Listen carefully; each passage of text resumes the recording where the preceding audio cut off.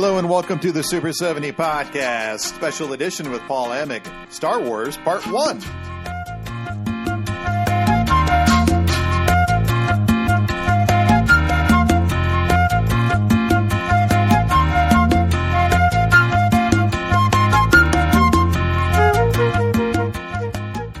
That has got to be the longest title I have ever written for an episode. Paul Emig is an acquaintance of mine, and I saw a Facebook post he wrote about a year ago on the Star Wars prequels, and I was really impressed by how he broke those three films down and pointed out why they don't work as a narrative. I ran into Paul the other day, and I asked him to come onto the show so we could run through most of our favorite space saga.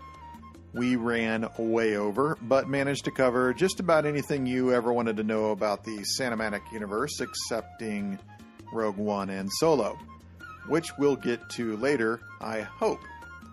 I'm really trying to keep the podcast focused on the commentary course that it was originally created for, so that's why this is not a numbered episode. And I wanted to distinguish my episode with Paul from my talks with Dave Anderson. What better title for an episode about Star Wars than a special edition? Thanks for listening to the Super 70 Podcast. You can find it wherever you find podcasts and my website at www.thatdylandavis.com. You can find me there and my books on Amazon. And now my conversation with Paul Emig. And we should be live with Paul Emig. Am I pronouncing that correctly? Emig, with the soft Emig. E. Yeah. Okay. What is Czechoslovakian or German, I think. German? That's what I've been told. Mostly Irish, but the name is German. So we have that in common. Yeah.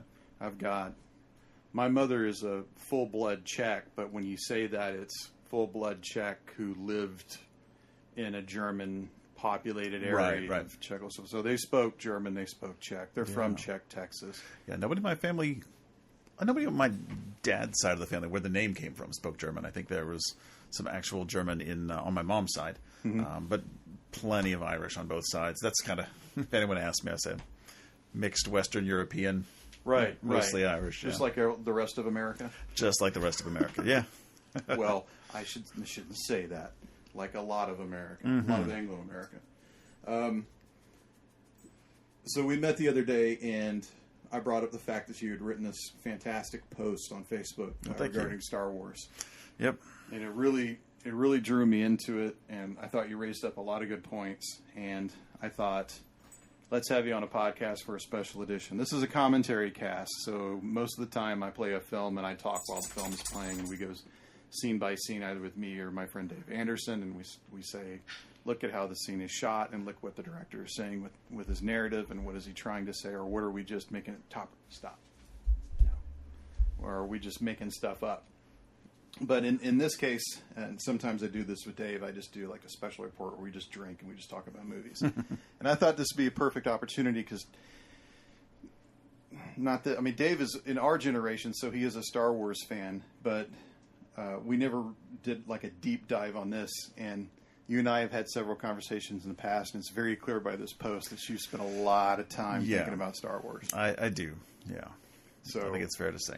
I got a couple of questions here, and I'm hoping that you can help me relive the pleasure of our childhood and the torture of our adulthood. Oh, yes. The first question is, the sweet and the bitter. What is your first memory of Star Wars?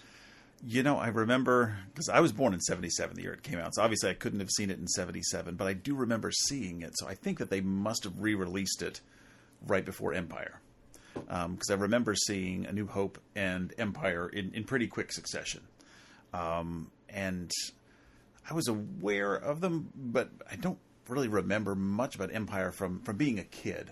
So maybe we only saw it once in the theater. Maybe it was a little too dark or too late in the night to see it. I really remember Return of the Jedi. I remember being 6 years old. I remember when it was Revenge of the Jedi and getting excited for all that. I remember the new toys coming out.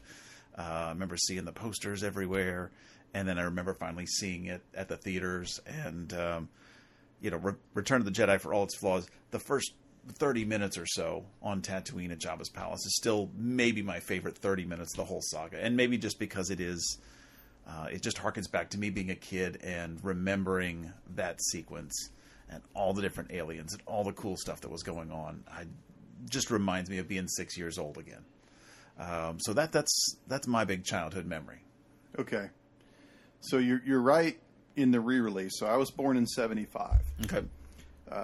I'm pretty sure I've done a lot of soul searching and memory searching and a lot of family chronology. I am pretty sure that my earliest memory of my life is in a Star Wars theater watching the TIE fighters fly through. Yeah. Because it was so amazing to see. I believe it was standing room only back when they would do that. And my dad was holding me while we were watching the movie. Or either that or he took me out of the audience because I was crying. Right, and we were trying to get back in. Star Wars was re-released every year until 1980. Okay. And its first run, it was released in June of 1975, and it ran until Christmas. So the Christmas blockbusters that came out for the holiday finally pushed it off the screen. So it ran for about 6 months in its initial run. They brought it back every summer until 1980. So I'm thinking, if I was born in 75, and I have a clear memory of this, and I was just past being a toddler, probably saw the 79 re-release. Okay. Because I remember seeing the line for Empire and seeing Empire in the theater very clearly, and I was 5. Because that came out, what, 80, 81? 80. Okay. Yeah. And then Jedi is 83. Right. And so by then I'm like you, I'm 8, 9. So that's clear as day. Yeah. Right. So I think we all, as children of that era, we share that memory. But Star Wars, even at the time, and I think this is something that's going to differentiate it between the prequels and this, whatever we call these last 3 films. It's different in that when Star Wars, Empire, and Jedi came out, filmmakers of the era knew that things were changing. People like Peter Bogdanovich, who was of the New Hollywood, went to see Star Wars and said, "Oh my God, I am now irrelevant."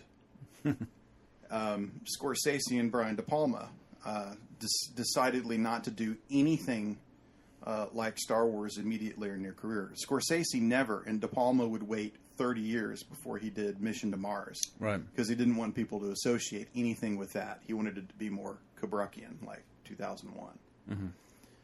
But I think that's in vast contrast to the prequels. Yeah.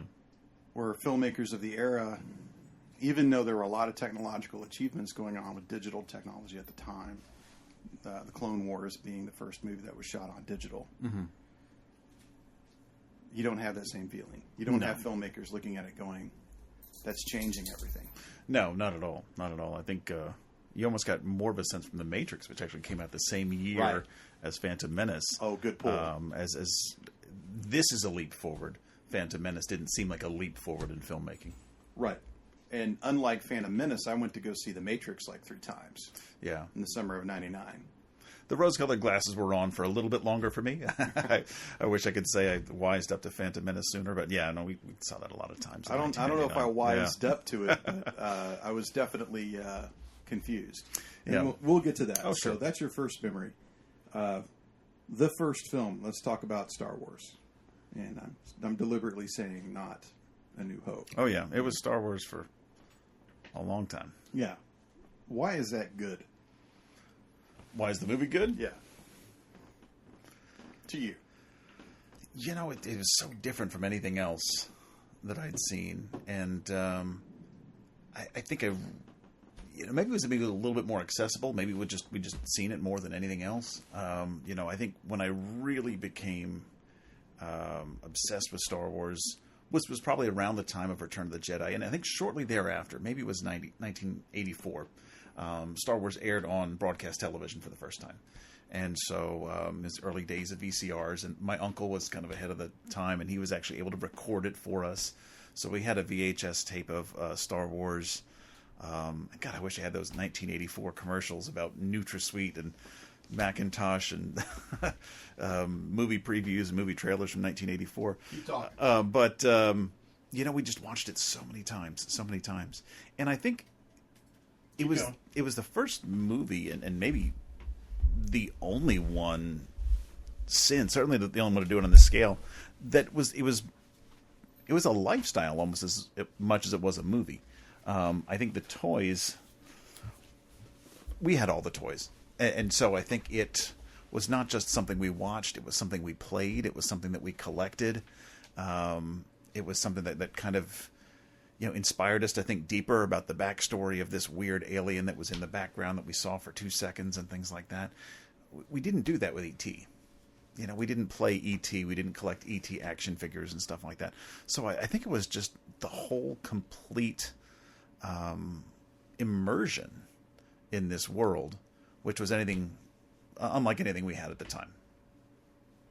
Fantasy?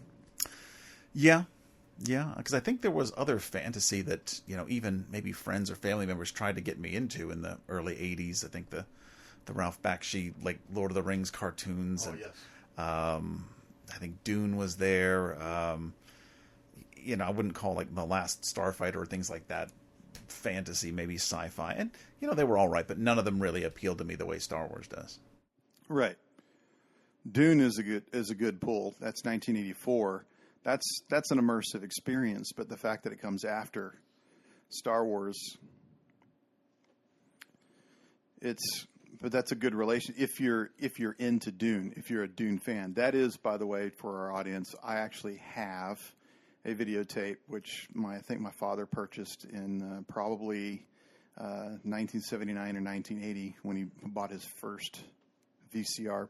Yeah, which was I think it was like buying a car. It was $1,500 or something like that, which we had until I want to say 89 or 90. Right. So it ran for 10 or you can't get a DVD player to last that long. No. Yeah. So that's a good one. The British Film Institute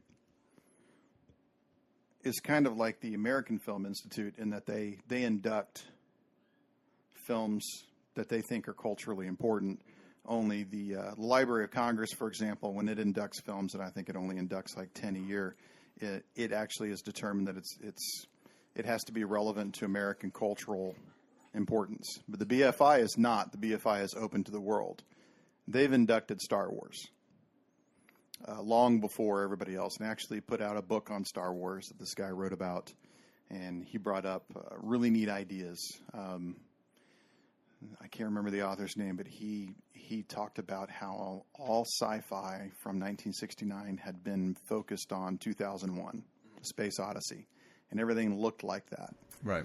And then Star Wars came out, and stormtroopers were walking around in the desert with banged up armor and dirt all over everything. Right. Not looking clean at all. Right. You have to clean droids. There are farms, moisture farms. The cantina looks like a saloon in, Destry Rides Again or something. It's just not what you would think is a typical sci-fi film. No, because I think a lot of the sci-fi up until that time was either kind of really campy, the Flash Gordons, although I think maybe that came out after Star Wars. But it seemed like, the Alien, the 2001, it was focused on life on the ship, so it was very kind of claustrophobic. Right. And I think maybe that was a little bit more accessible to audiences back then. We haven't been to another world, but we have been in space. There have been people who've been floating around on a ship. So maybe that was kind of an evolution of that. So to me, it seemed like it was all about that confinement of space and maybe the tech of the ship. I guess Star Trek had been to other worlds. I don't know. I'm showing kind of my nerd blind spot here. I never got into Trek enough. Oh, really? Yeah. I'd just be. Well, there is. Here. Yeah, I see your point. There is a production similarity between Star Trek and Star Wars. If you're talking about the original series, because every episode they would beam down to a planet. Yeah, and the right. planet would obviously be a set over at Paramount Studios, and it would look like a desert or whatever Western set was vacated that week. They would just reuse. So that would be a similarity, and then they would go back to the ship. But the Enterprise in the '60s just looked like cardboard. Mm-hmm.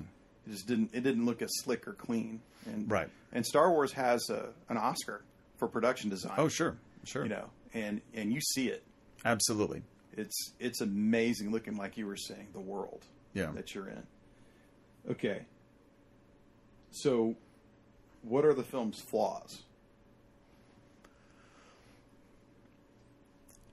So, I'm not going to say that the original trilogy is flawless. They did hire largely green actors. But I thought, as a whole, it seemed well thought out. It almost seemed like it was conceived as a beginning, middle, and end. And I don't know if it was entirely, but I got the impression, especially rewatching the original movies from the 70s and 80s, the original saga, that they were kind of thought out in a way that certainly the sequels from the 2010s were not.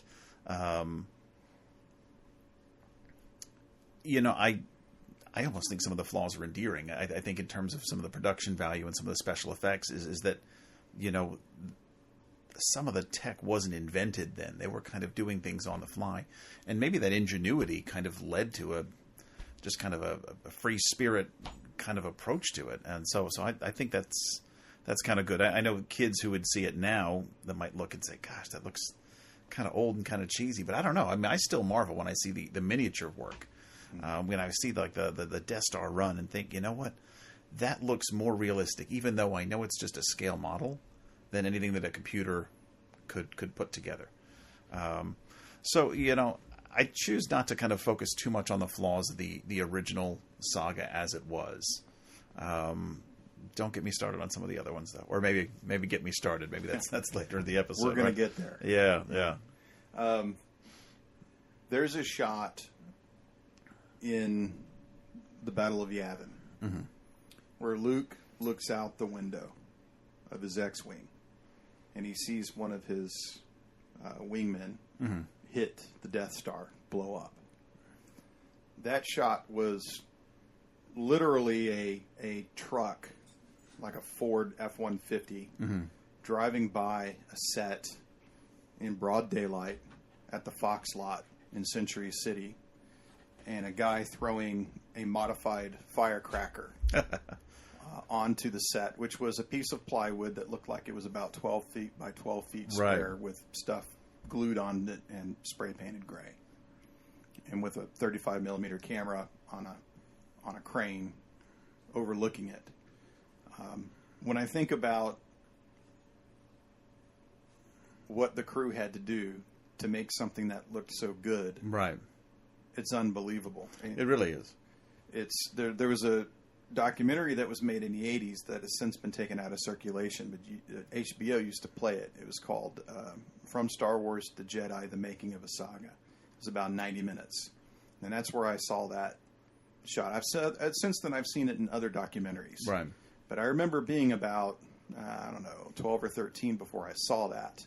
And I instantly recognized what they were filming. That 2-second shot of just Luke looking out the window and then boom. And that's movie magic. It really is. It really is. And so, I think for comparison today, because so much is done digitally, and I don't want to sound, so analog and anti-digital, because it really is amazing in a lot of other movies. But other than maybe stunt work, I don't think that there is maybe an art or a craft in movie making today where they really have to figure out how they're going to make this shot, how they're going to make this work, and put that much effort and that much ingenuity into just a short sequence. Maybe like the Fast and the Furious films where they've got to, actually drive a car under something and somebody actually has to design it and risk their life or die trying. Maybe with stunt work like that, but not with effect shots. Because it is so easy and, so affordable to do on digital these days. But I think it made them better filmmakers. Yeah. And I think maybe that's why it's held up better than some other films in the era. Joe Dante, who directed Gremlins, has his own podcast. And I can't remember the name of it right now. But he was talking with another director whose name escapes me right now. But he said that was the only real advantage of CGI was not risking a life. Right. Other than that, he really didn't have any purpose in it. I think that was... I don't know how far to push that. There's a lot of in-camera work that looks way better than CGI. Yeah. You know, and a lot of times they do it because it's cheaper, but you know, a lot of CGI companies go broke, move countries, rise and fall with tied audiences. I feel really sorry for anyone who wants a career in animation. Right. You know, since everybody's doing it, but nobody seems to want to pay. And as I understand it, the BBC did a deep dive into this a couple of years ago about how actually the people who are pricing these things, they don't know how much the CGI is going to cost. Right. They talked about Spider-Man, and they said we're going to have a web shoot this way for 3 seconds. You know, what's that going to cost us? And they just eyeball it. They're like $10,000. And then what's this shot going to cost? $15,000. Like, they don't really know. Right. And then that's their budget. And then they go to price it between competitors. And then in case of Iron Man, you had 3 CGI companies that were doing work on Iron Man. And it's pretty amazing because the movie looks so seamless. Mm-hmm. Like one company did everything, and there's so much of it looks like it's done in camera. And maybe that's Favreau's masterful direction. But I'd rather it be in camera. And I think Abrams initially tried to go that direction because we saw a lot of props and things and a real Millennium Falcon and a real creatures that were mechanical. And you noticed that right off the bat. Yeah. You did. Yeah, but I don't know if that was his intent. I think his intent was just to get the best image possible. I think I remember hearing that was an intent, that was a distinct choice to use props and use real locations and real sets as much as possible. I mean, the prequels, Liam Neeson almost quit acting. Yeah. Because he's like, I'm fucking tired of green screens. You know, it's like I'm acting to a tennis ball and I'm standing just in front of a screen. And I think he'd done 2 or 3 movies in a row like that. I think he did that one of the haunted house ones and something else. Oh, yeah, The Haunting of Hill House. Yeah. So yeah, he almost quit acting over green screens. And you get that impression because nothing at all looks real in the prequels. And so I think that CGI was a huge crutch for George Lucas with those. It looks like an artificial world. Yeah. Yeah. There are, in one of the other shots that I saw upon the re-release in the late 90s, when they re-released everything, and I think that's what drove Lucas to do the prequels, was the re-releases made so much money. Right. And it wasn't even 20 years later in terms of Jedi. You know, I think it was only 15 or 17 years. But I'd seen a B-roll. Yeah. You know, the B-roll is the guy behind the camera running a film, usually at 16 millimeter, kind of as a documentary source. And it's on the Death Star set, and Hamill and Harrison and Fisher and Mayhew are running down the hallway. It's when the stormtroopers are chasing him. And that was the first time I had seen the set, the black glass floor, and the walls that were lit with the white spots. And the boom came into picture. And so Lucas said, cut. And they turned around, cut? What? That was a perfectly good run. What's wrong? And he says, well, the boom was in picture. And they all start like harassing the boom guy, right? Yeah. Oh, the boom was in picture. And the camera pulls back, and you see the fact that the camera itself is inside this set. Right. And it just looked otherworldly when you watch it on videotape. And it was a real shock to see that this was something that somebody had created. Right. That you know, like Kevin Smith was saying, private contractors brought in, didn't build this. Yeah. Actually, carpenters and Shepperton Studios in England built this. It was a real, really took you out and showed you just how, in especially special, the production design in the film was, and probably why it meant so much to our childhood. Because you see that in other movies or about other movies, and it doesn't affect you. Like, oh, well, that's movie magic. Right. But it really does affect you with this movie. It does. Yeah, and the one detraction I would say is just the dialogue. Yeah, the dialogue's and the direction. Of not great. It's sometimes, and we still quote it. Yeah. I think Harrison Ford and Carrie Fisher used to say that, you can type this shit, but you can't say it. Mm-hmm. Right. What's your favorite line? From Star Wars? I mean, from the original, I'm a huge Yoda fan, so I'm still a do or do not. There is no try kind of guy. But from A New Hope, God, we still joke about, but I was going to Tashi Station to pick up some power converters. I mean, that's... The whiny Luke. Yeah. I think that's just kind of so uniquely Star Wars to love a movie so much and yet kind of just pick out one annoying part and just focus on that to represent the whole. And yet still not be down on it. Because usually if I'm making fun of a movie that way, I probably didn't have a high opinion of it to begin with. Right. Well, you didn't take it seriously. Me Against the Remote is one thing. Me Against the Living, that's something else. Yeah. A lot of lines that come out of it, and it's actually surprising because if you watch American Graffiti, I don't know if there's a line in American Graffiti that you remember. Or THX 1138. No. And you could arguably say that THX 1138 is probably his second best film as a director. It's actually, if you went back and watched it now, you'd be pretty astounded how good it is for something that was so experimental. But the lines in Star Wars, they're plentiful. Mm-hmm. And lines in movies go back to even before Casablanca. Here's looking at you, kid. We'll always have Paris. But to have so many of them jammed into a picture, it's pretty amazing. Yeah. I don't know if that speaks to the dialogue or just speaks to how many people have seen those movies and how many times. Right. I mean, I think if you think about some of your other favorite movies, there's movies I love that I've only seen 2 or 3 times. I've probably seen A New Hope 100 times. Yeah. And so maybe some of the repetition comes with that. Maybe so much of just the social currency of being our age, being men in our early 40s, or how well do you know Star Wars? Do you remember this line? Do you remember this bit of trivia?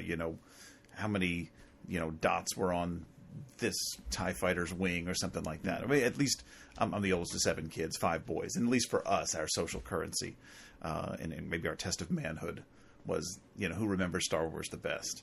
And we were the first generation to have a VCR. Right.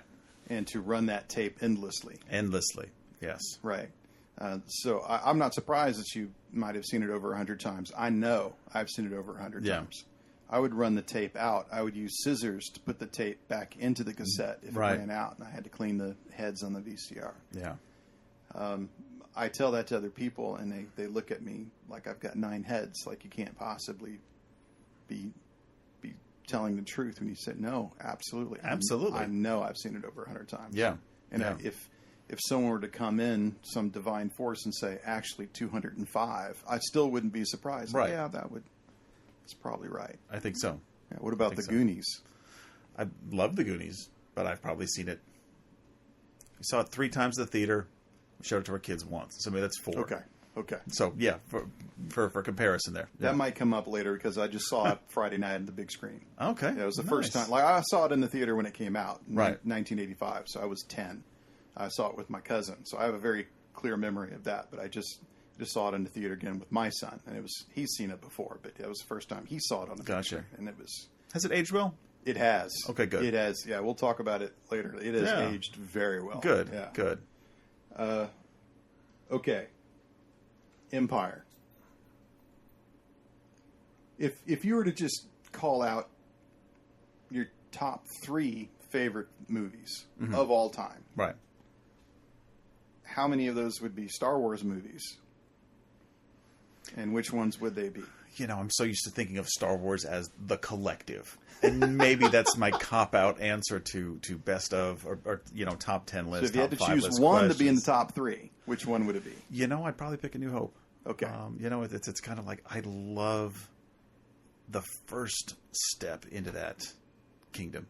I think highly of the first Harry Potter book because it was my introduction to the world of Harry Potter. I loved A Fellowship of the Ring, not because it was the best film of the 3, but because, that's what kind of introduced me to that world and kind of immersed me on that journey. And I think because I have just so much emotional connection to A New Hope. Empire, I don't think there's any sane person who would rank any of the other Star Wars films higher than Empire. I think it's inarguably the most well-made film of the saga.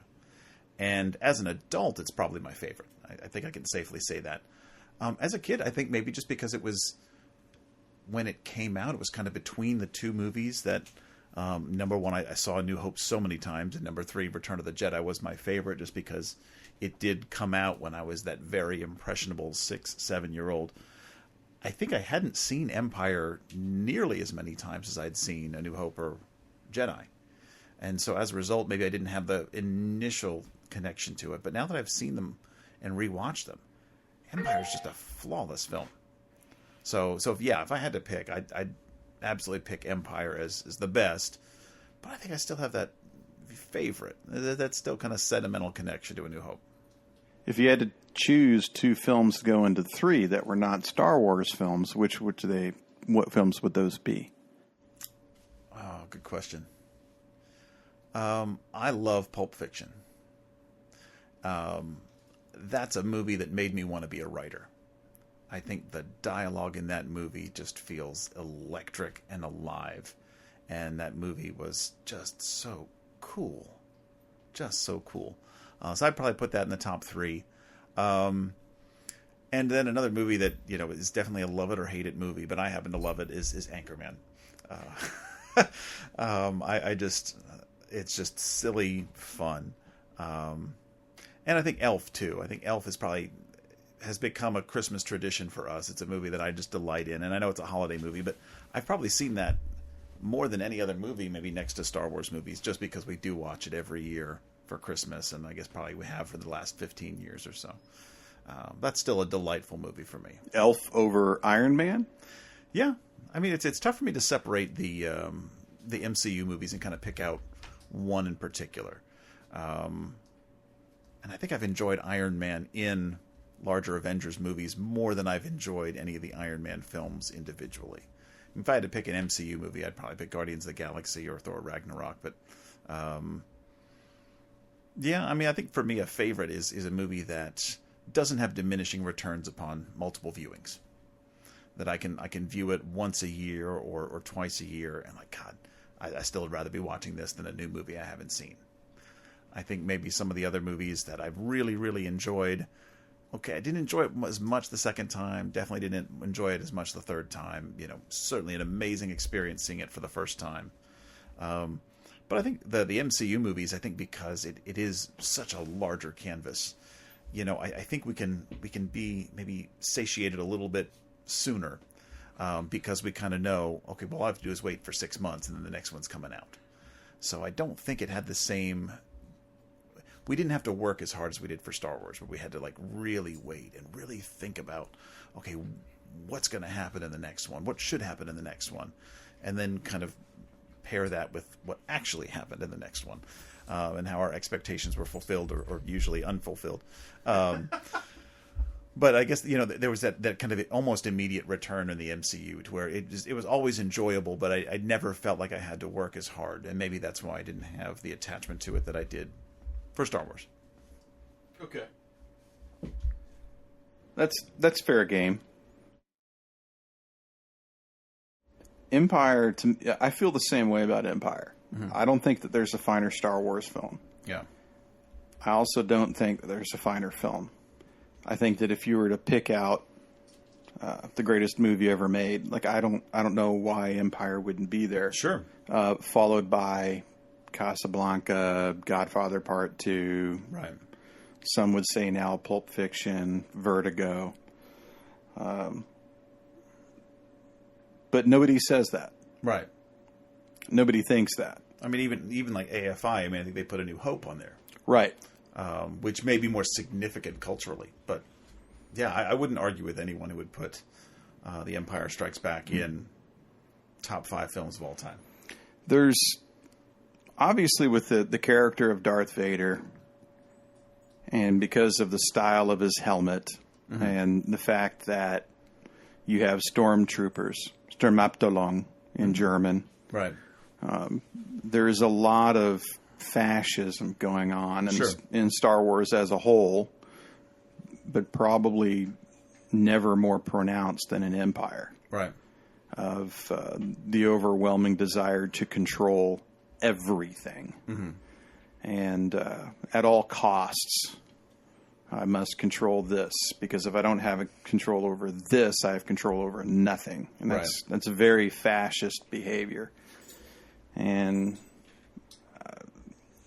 1980 does not seem like a year when we should be concerned with fascism. No, I mean, that was the year that we boycotted the Olympics. Right. So, I mean, the Cold War was still very much in effect. Although, I'm with you. I think kind of the fascist Nazi kind of Germany undertones less than the Cold War and kind of the Russian. I didn't get that sense in Star Wars, even seeing them now.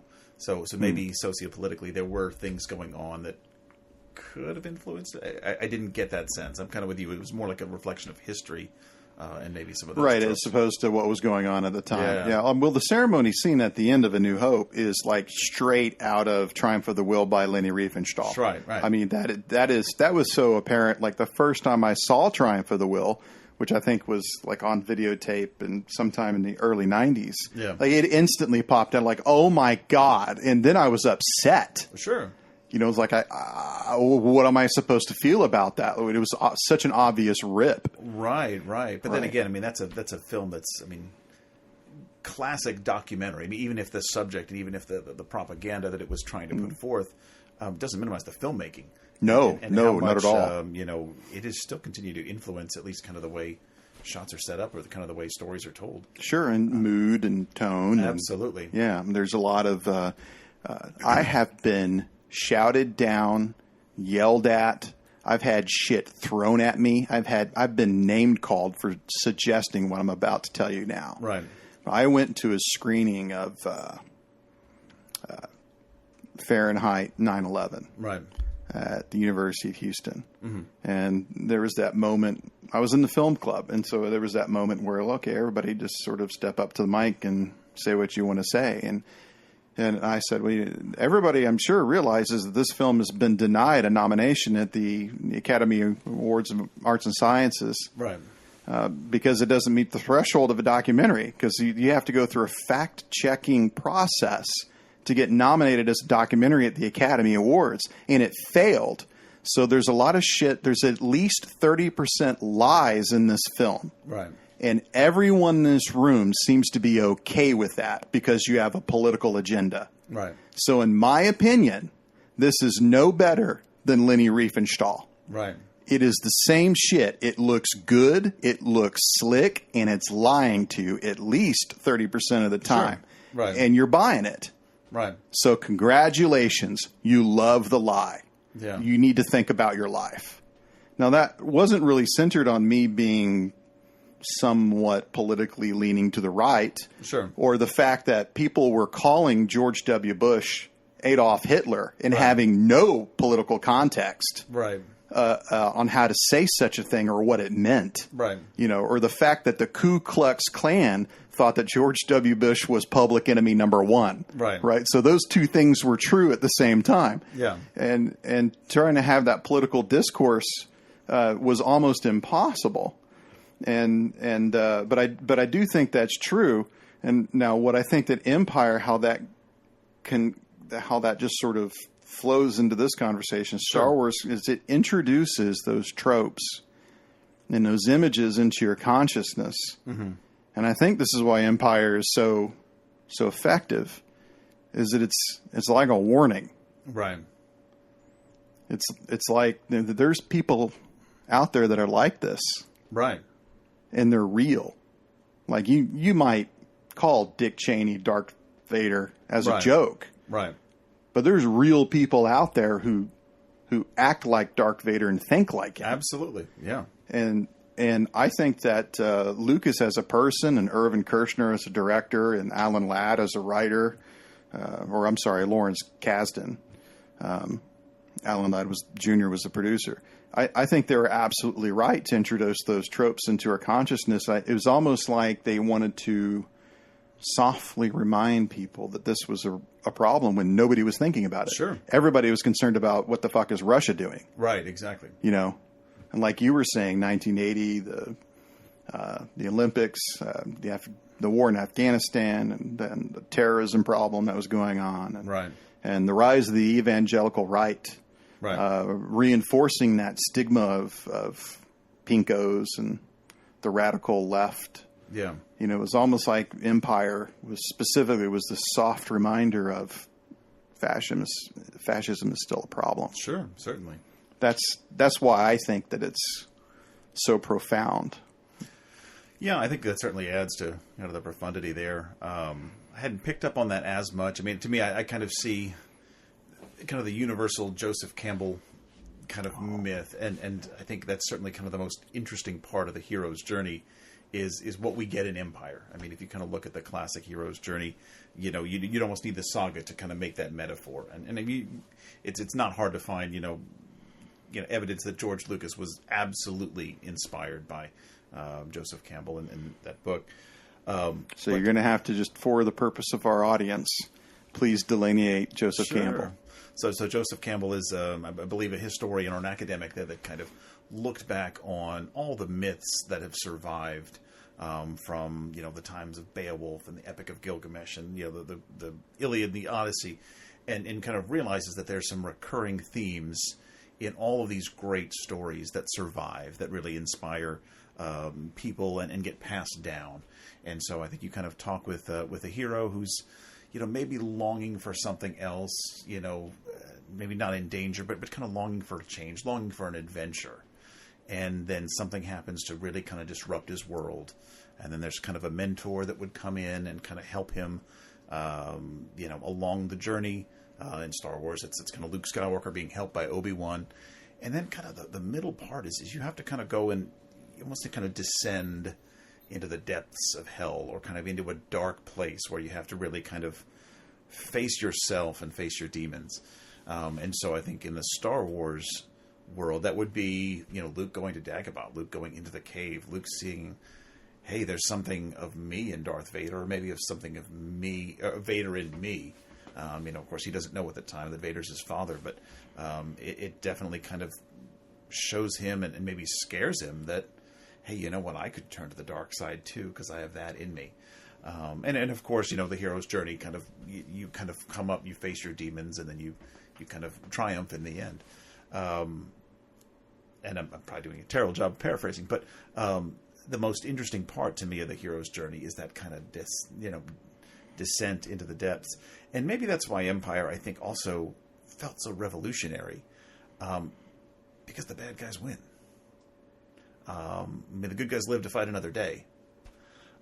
But there's definitely more peril than we felt in the first one, where I think you kind of knew that, the good guys were going to triumph. But, the bad guys punch back and get a solid punch in. And you're kind of left with that feeling like, oh my gosh, bad stuff can happen to these characters I like. And how are they going to get out of this one?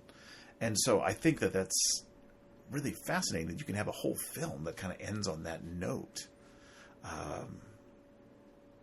So that I think that's certainly another way that it felt different. Sure. Well, you've got these three characters that you're invested in, and the first one, like you were saying, a well-built fantasy.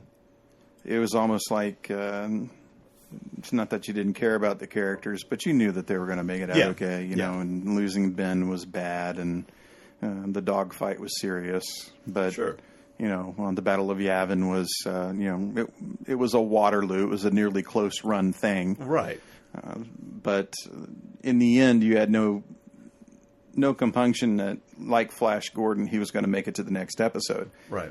At Empire, by the end of it, you're not exactly sure if anybody's going to make it out. Like, this is a sequel and it's very highly unlikely. But once they freeze Han, then you're like, oh, well, there's a huge question mark. What does that mean? Right. And Scipio is already blown to bits. Yeah. Brutally for a kid to see, like, Rosencrantz of the Guildenstern blown away like that. Right. And then you've got the friend who turns into a traitor. Right. And after Han's tortured, of course, and that's upsetting. And Luke loses his arm. Mm-hmm. And you have the feeling that Leia just barely escapes with her life. Yeah. And there's this trauma after it, like you were saying, of, well, they made it through, but it was by the skin of their teeth. Right. And there was real inherent danger. And perhaps that's why Jedi went completely the other way. It was more loaded with levity. Right. It was the victory lap kind of, right. You know, the saga. I don't remember the exact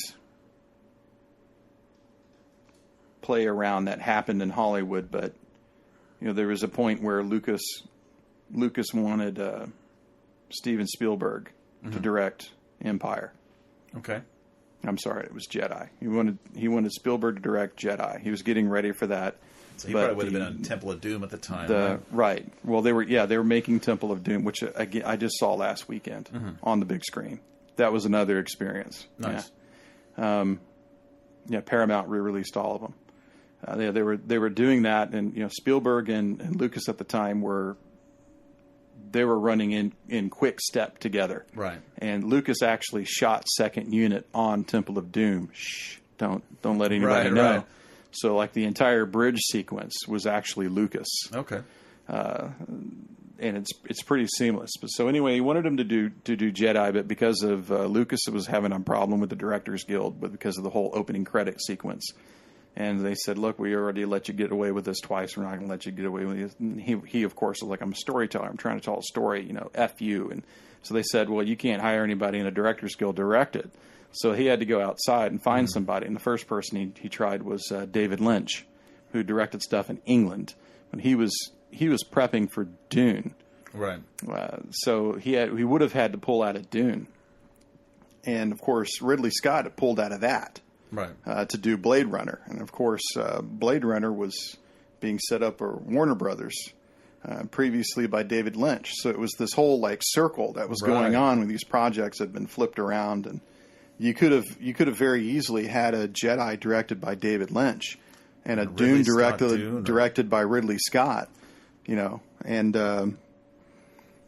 you could have had a Blade Runner directed, who knows, by Steven Spielberg. Gotcha. It would have been completely more Ready Player One type than, you know, or at least AI. Yeah, right. So, anyway, moving on to Jedi, Kevin Smith famously once said in Clerks that all Jedi had was a bunch of Muppets. But yeah, I remember, like we were saying before, just how amazing it was to be a kid in the theater to watch Jedi. Right. It was an amazing experience. It was, and I think it's so different from. I mean, like I know, like Phantom Menace, George Lucas had a little bit more of a kid audience in mind. I don't know if he was just a new grandfather or something like that, but it seems like he made choices deliberately for kids. Like he made that movie for kids, and I think maybe in his head he was thinking, okay, I'll hook them young, and then for this generation, you know, the prequels will be their Star Wars. And it felt kind of pandering. Jedi didn't. You know, it just happened to be kind of the right age. And I remember, I think it was How I Met Your Mother, Barney, Neil Patrick Harris's character.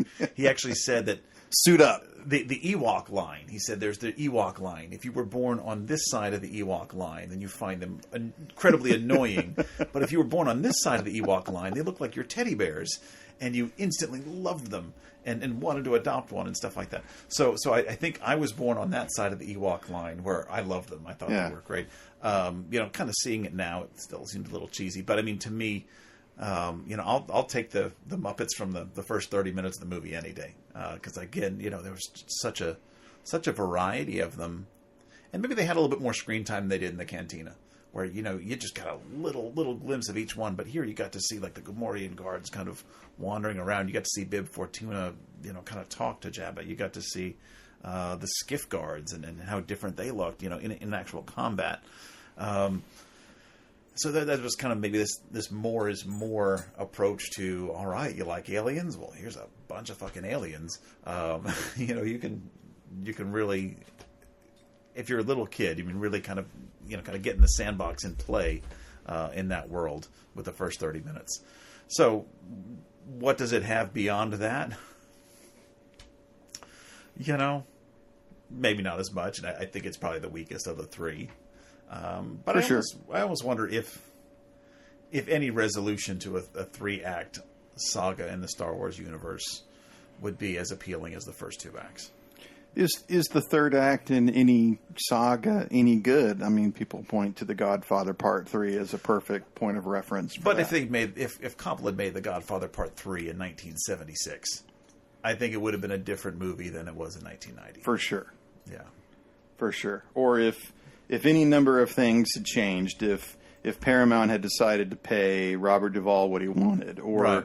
if Winona Ryder hadn't been falling right. down exhausted on set. Roxy Carmichael instead of Godfather 3. Yeah. Well, she had to go in the hospital. Like right. that girl had worked every day since she turned 16. Yeah. And she was like 20. She was pooped. And, you can joke and say, yeah, Heather's doesn't look that exhausting, but you'd be on set for 500 days straight. I remember that year that she backed down to that. I mean, she did have like 3 other movies that came out like the same month. Yeah. And most of them sucked, but, it was still, she must have been just hopping from one project to the next. Apparently so. Yeah. And, what scares me is apparently Benedict Cumberbatch is the same way. Is he? He just goes from set to set to set to set. And Nicolas Cage apparently has been doing that for 10 years. Oh, well, I mean, his lifestyle requires a 6 movie a year commitment. These castles don't pay for themselves yet. Yeah, but we all know that actors and people in that industry, the lucky ones, that probably the 10% of the industry who do make enough money to live that way. We can joke about how hard is that life really. Sure. But it's not, particularly those soap opera actors who have to churn out an hour performance 5 days a week. Yeah. Like, fuck that. I'm not interested in that. Exactly. That's tough work. And there's an entire industry of like how many cameramen, how many boommen, how many assistant directors, how many continuity girls, how many set people. It's 50 people on set with soap opera. Yeah. You think about how many people are on set at Jedi. Oh, my God. Some of those scenes with the Ewoks, they look like there's 50 Ewoks on screen. Right. You got to dress those people. You got to get up at 3 a.m. to do it.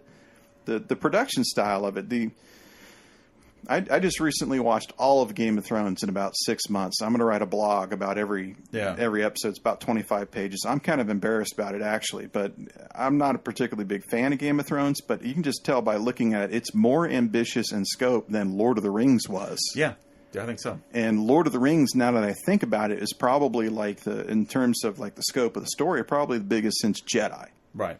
I'd agree. And that doesn't look... That looks like a lot of work, and I don't know. Even if you paid me what Harrison Ford made on Jedi, I don't know if I'd do it. Even if I was that talented. Exactly. There's some movies where you look at that and I'm like, gosh, that's a lot of work. Yeah.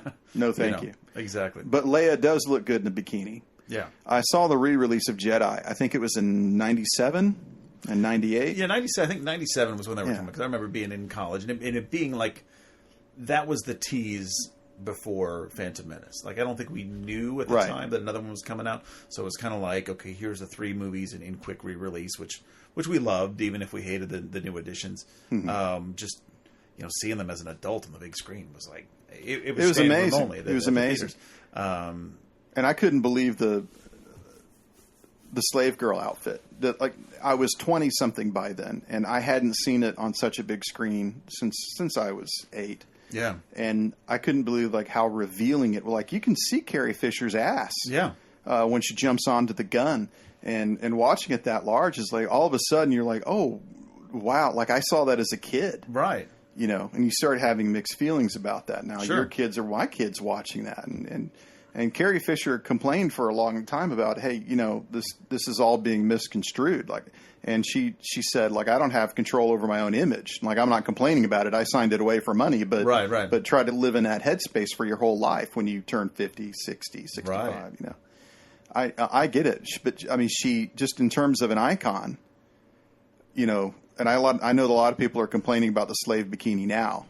Sure. But that's an iconic image. That used to be on the poster. That used to be on the videotape. Absolutely. And she's dead fucking sexy. And there's no eliminating that from our consciousness ever. I mean, to a lot of us who are that age, she's probably that first sex symbol for us. Sure. You know, and if you're going to pick one, why not pick a strong female protagonist? Right. Who takes him? She's the one who kills Jabba. Right. She's the one who blows up the barge. Absolutely. You know, she's the one leading the rebellion. Maybe submission, you know, kind of, you know, wearing that outfit either because of kind of sexual submission or because of humiliation, and kind of immediately turning that on their head. Yeah, right. I think it could be a positive. Yeah. Keep it around a little longer. And she wrote a great book about Star Wars called Wishful Drinking. It was autobiographical, and she talked about how the gaffers would come by and put gaffing tape over her nipples so that it wouldn't show through her dress in the first movie because there were no bras allowed in outer space or something. Right.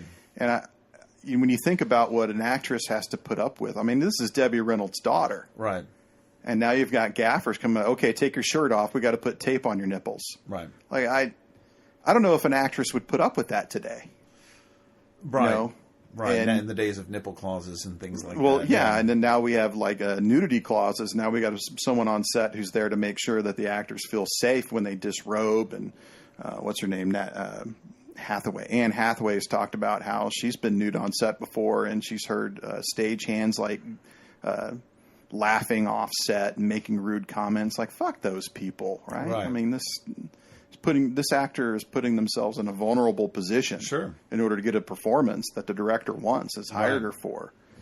And when we can oogle it all we want, but that's a difficult job. Sure. You know, I don't think Carrie Fisher gets a lot of respect for doing something that brave and being that symbol for all of us. Very true. Probably not. And when I think of Jedi, that's probably the primary image. And then the Ewoks. Right. And finding out at the end of Empire that Vader is Luke's father, that was, I mean, if anything, will send a 6 or 7 year old right into a coma. I know it did for our kids. I feel sometimes like my primary job as a father was to, one, make sure my kids like don't grow up and go to jail, and like just below that, to keep the Luke Vader reveal a secret just long enough to where pop culture doesn't spoil it to them. And I think I did that. I think I remember it kind of popping up sometime when they were kids because we had little Star Wars books around for them to learn to read with. But I think by the time we showed them the saga, I think at least Eliana was like, no. Yeah. Which is amazing. And I think it was so satisfying to see. Which is kind of cool because I don't remember that reveal. And maybe I was just too young when I saw it. It didn't hit. I don't remember the first time I saw Empire. I mean, I know I must have. But maybe just being of that age to where, you know, if I was 6 when I saw Jedi, I must have been like 4 or 5 when I saw Empire. Yeah. So maybe it was too young for the weight of that reveal to hit me. So I think I kind of feel like I've been in a world where I've always known that, but I don't remember the revelation. You were a little bit older, so I mean, do you remember like? I was traumatized shocked? by it. Yeah, yeah. And then shortly after that, and of course Luke, you know, you've got the traitor, Han's frozen, Vader's your father, trauma hits, lose your right arm, escape by the skin of your teeth. Like there was a 30-minute sequence at the end of Empire that was like, for a kid, it was like, I thought I was coming into a safe world. Right. And then now that world is completely disrupted. Sure. And so maybe that's why Jedi is so light. It's because it was kind of like when Temple of Doom came out and kids were running out of the theater screaming. Sure. And Lucas and Spielberg was like, oh shit, what did we do? Yeah. You know, and then all of a sudden the PG-13 argument and everything. And, you know, I saw Temple of Doom with my kids. I don't remember how old Luke was. Probably my age when I saw it, 7 or 8. And, you know, he got through it okay. Yeah. And I very vividly remember seeing Temple of Doom on 70 millimeter at Lowe's Theater at Deauville. And, you know, I thought it was like the greatest thing since Raiders. Right. So I didn't have that reaction. Yeah. So I don't know how old those kids were, but I mean, that's a valid concern when you're making movies like this. So absolutely. I don't fault Spielberg and Lucas making Jedi so light or Last Crusade so light, which we're going to tonight at 6:45. Nice. Yeah, for another re-release. We saw Raiders yesterday. Yeah. But I mean, if you're gonna choose a moment out of Jedi, what is your moment? I mean, to me, it's like Leia taking charge in the bikini, kicking the shit, killing Jabba, kicking the shit out of everything, saving R2. Really, Yeah. Getting up on the deck with Luke and swinging to the skiff. That to me is like my moment in Jedi. What's yours? It's either when Leia rescues Han, melts him out of carbonite, which I thought was just so cool. Even though the special effects look kind of weird now. Yeah, And then they just turn around and there's the whole Jabba's court. Ooh. Love that. And then to me it's all about the Sarlacc pit. I think maybe just because that was the easiest thing for us to play pretend when we were 6 years old, was like, all right, that patch of dead grass, that's the Sarlacc, and we're just writhing around that, trying to rescue each other and pull it up and work around that. So I think just being that age to where it was kind of like playing pretend, because I mean we'd seen lots of. I mean, if you look at not just Star Wars, but sci-fi, I mean, all the aliens are bipedal. It's like they're on 2 feet, they're about 6 feet tall. They will look and walk a lot like humans. But, like, here's this, like, monster in the ground that has tentacles and teeth underground. I mean, we hadn't seen anything like that. That was just really cool. So that really stuck out for me. And I guess the story kind of peters off a little bit. I mean, I like the Ewoks, but, I could watch the first half hour of that movie and be happy and then kind of turn it off. Yeah. Well, I really dig the space battle at the end, the Battle of Endor. But I find it frustrating. Like, I remember even when I was a kid with the VHS, definitely in the 90s when I was rewatching it on VHS, I would speed forward the scenes in the throne room. Yeah.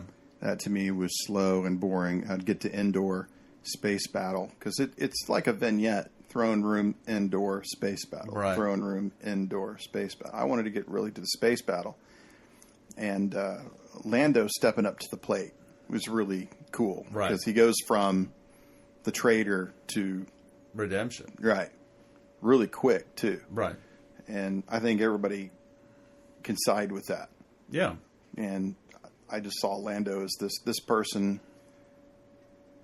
You can turn your life around. You can do the right thing. Despite doing something bad in the past, you can do the right thing. Right. And I think that message is...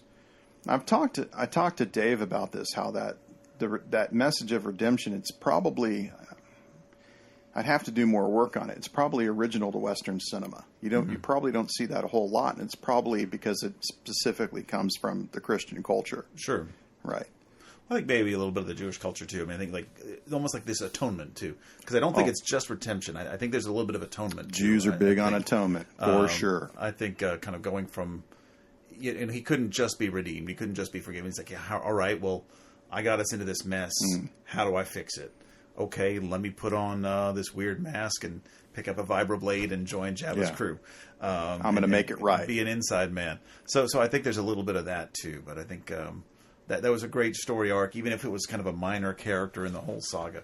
I think it certainly fits in kind of the overall themes of, okay, yeah, you could do something wrong, but if you make up for it.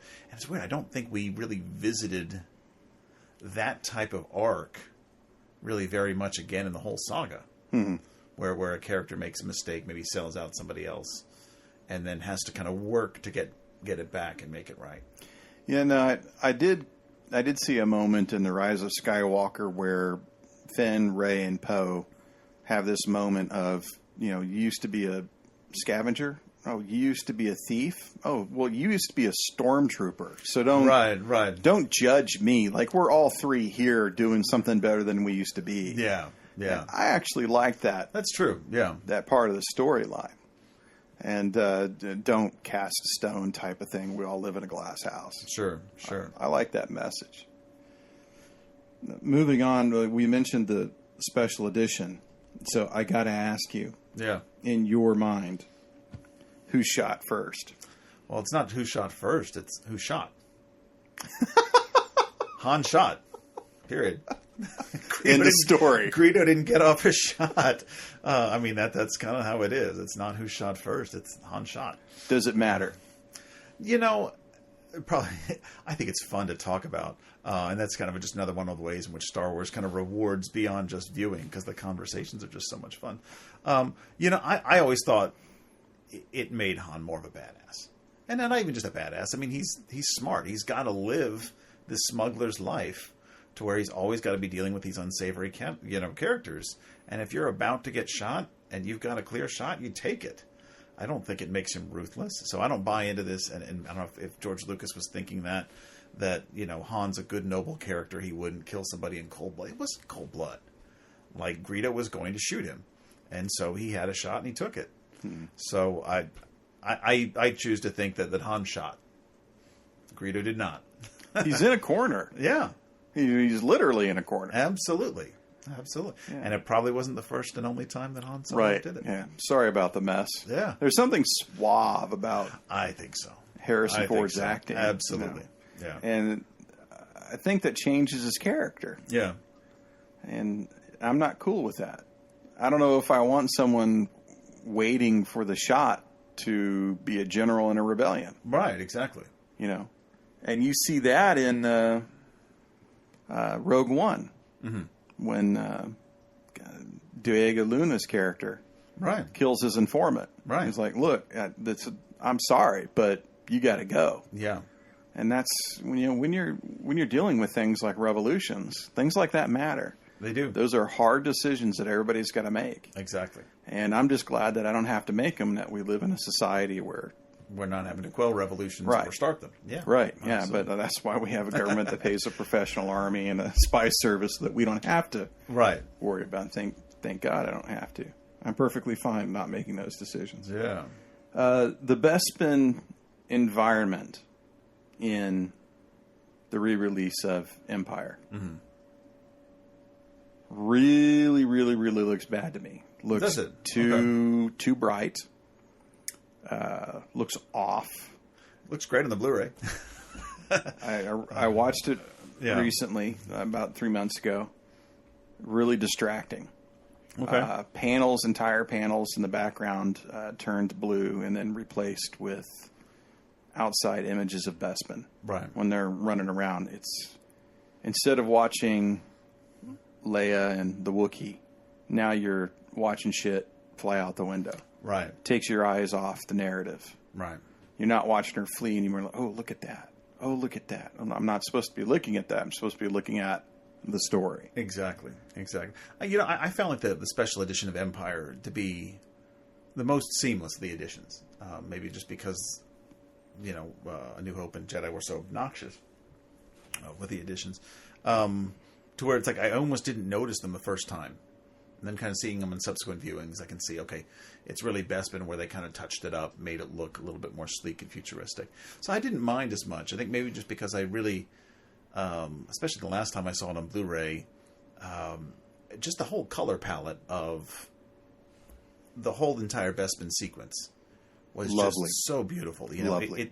It looked like, it was like sunset colors. Everything was blue and orange and white. And it really was so meticulously designed. So I thought the special effects, you know, that they added in didn't detract from it from me, but I could maybe have to look a little bit closer to kind of see. Well, I do think out of the three, I think that Empire has the least amount being fucked with. Right. And that's possibly, I'm glad that's the case for sure, and that's possibly why it escapes so much scrutiny. Did you see the cut footage from the first film of the real Jabba? I did. Yeah. Okay. And he looks a lot like Uncle Owen, right? Right. That's, yeah. So, and then you saw the CGI Jabba. Right. And I remember seeing kind of an explanation of that, because I think Han walks behind Jabba, the human. Yeah. I think in the original cut scene. And so they had to kind of animate him stepping on Jabba's tail. Right. And then raise him a little bit. And yeah. So, I mean, real Jabba, CGI Jabba, or no Jabba? Which one would you prefer? I prefer no Jabba. Yeah, so do I. Yeah. You know, I think you get the picture that Han's running from something, that he did something wrong, and he's very dangerous persons out to get him. And, I think that's kind of what was cool about Empire is you almost forgot that Han still lives in this dangerous world, even though he joined the rebellion. It's like, oh yeah, I'm going to help you kids kind of take out the Empire, but oh, by the way, very dangerous people are still after me. And you almost kind of forget that and put that on pause until, Boba Fett's like, well, like, I can sell him Jabba.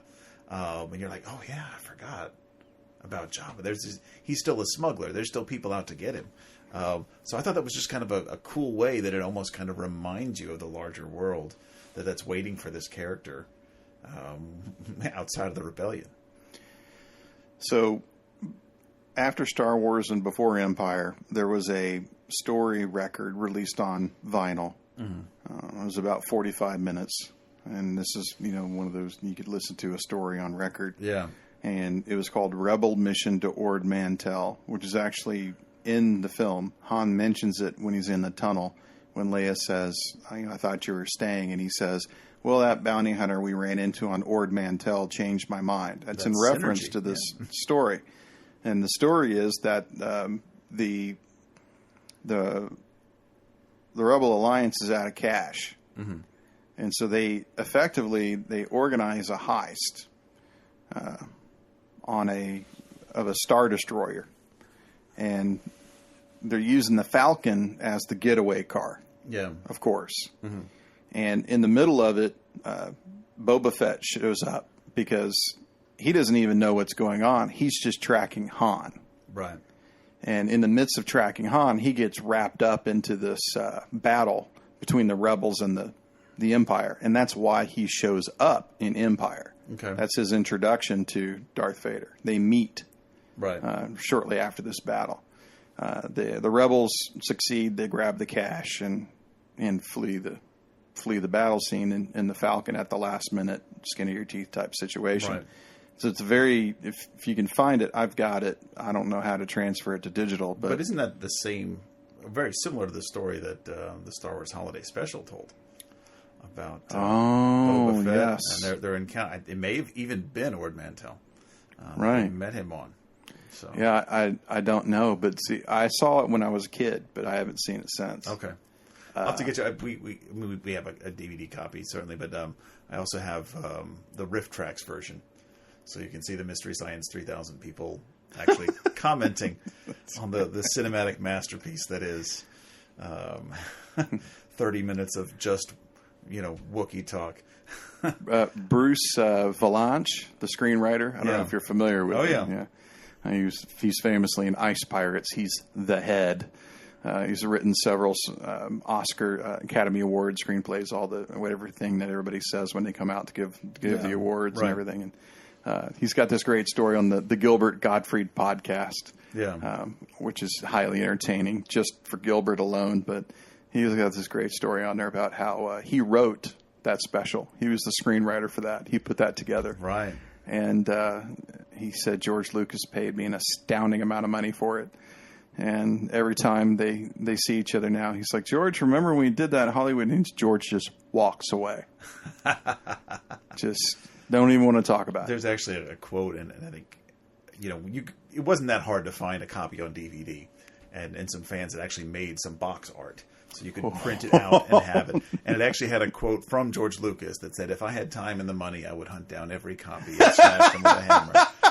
So, yeah, it really is that bad. And I mean, if Bruce Valanche got paid to write, I mean, literally, Jeff, the first 20 minutes are just in Wookiee. Yeah, yeah. And so, I mean, I don't know what his screenplay looked like. I guess they're in Kashyyyk. Yeah, or Sriwook, I guess is what it is. Yeah, whatever. Kashyyyk is the planet, Kashyyyk, right? Yeah. So, that's good stuff. Good stuff. I'll get you a copy. Okay, so go down this rabbit hole with me. Yeah. John Barry, Norman Reynolds, Leslie Dilley, and Roger Christian all got Oscars for Best Production Design for Star Wars. Okay. Over Close Encounters of the Third Kind and The Spy Who Loved Me, which was also nominated. So this is a big deal for me because The Spy Who Loved Me was designed by Ken Adam, who was possibly the most famous production designer who ever worked in Hollywood. Right. You check out his resume. Every James Bond film, from Goldfinger to A View to a Kill, Ken Adams. So all of those evil layers. Right. And even in Dr. No, but Moonraker and so forth, it's all Ken Adam. He designed the famous 007 soundstage in, I think it's Twickenham Studios, England, which is the largest soundstage in the world. That's where they shot the 3 submarine scene in The Spy Who Loved Me. Mm-hmm. He also famously did, The War Room in Doctor Strangelove, which had the circular light. And he was nominated for that. So is it fair to art directors and production designers who beat Ken Adam in a contest to then go back and say, your art direction and your production design wasn't good enough after they won an Oscar for it? Right. That seems pretty shitty to me. It does. It does. You have to remember that Oscars is the best of that year, and that there is a lot of, kind of glad handing in the industry is kind of like, okay, you're due and stuff like that. Although I think that comes into play more with actors and directors than with people that work on the technical side of it. But yeah, I can't nitpick any of the design of the film. Just from the look, which is, I don't know, did Ralph McQuarrie kind of design it, or did he just more design the characters? Because I know he was kind of the visual artist that certainly came up with a lot of the character sketches. But I think he had some of the layout in mind as well. Just the way it looked sci-fi, but it didn't look that kind of cold either. And it did feel like kind of a bigger world than maybe some other sci-fi. So, yeah, I can't nitpick the design. And I do think the production value, certainly compared to other fantasy movies of that era, spectacular. Well, you probably already know this, but Alejandro Jodorowsky, a famous South American filmmaker, he did The Holy Mountain, which a lot of people rave about.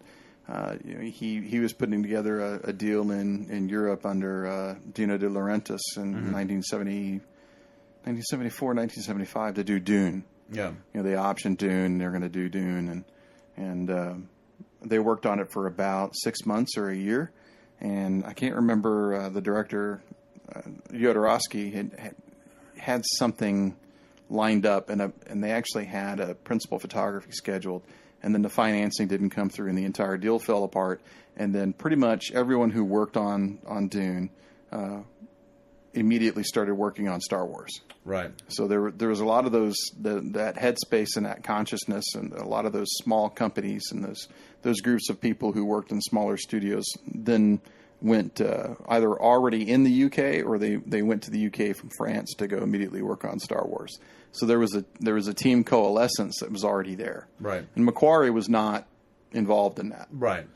Jodorowsky, since they've made a documentary about it called Jodorowsky's Dune, which is on Netflix. I would definitely give it a spin. Cool. Yeah, I haven't seen it. I think it's in the endless queue. It's right. Yeah. The ending might get to the end of it by the time quarantine's over. But yeah, the ending is shocking. Yeah. As far as like where Jodorowsky wanted to end Dune, which is not like the novel. But regardless of that, okay. So The Phantom Menace. Considering, and I'm guilty. Yeah. The hype. And I don't know how much the hype was Fox or how much the hype was us. Right. But it seemed like, I remember a week before the movie came out, I believe Lucas came out and said, everybody just calm the fuck down. Right. Like, this is just a fucking movie. Like, everybody needs to just take a breather. Right. And I remember when he said that, and I think it was on Entertainment Tonight is when I saw it. And that was my first indication of, I think something's wrong. Yeah. Like, maybe I won't. I hadn't heard that at the time. The hype was deafening. And to me, that was okay. I think the hype was part of the fun. Maybe, and now, in retrospect, the movie is so terrible. The hype was all the fun. I think maybe because it came out when I was just finishing up college. I mean, it came out as 22, and it had come out right after the re-releases.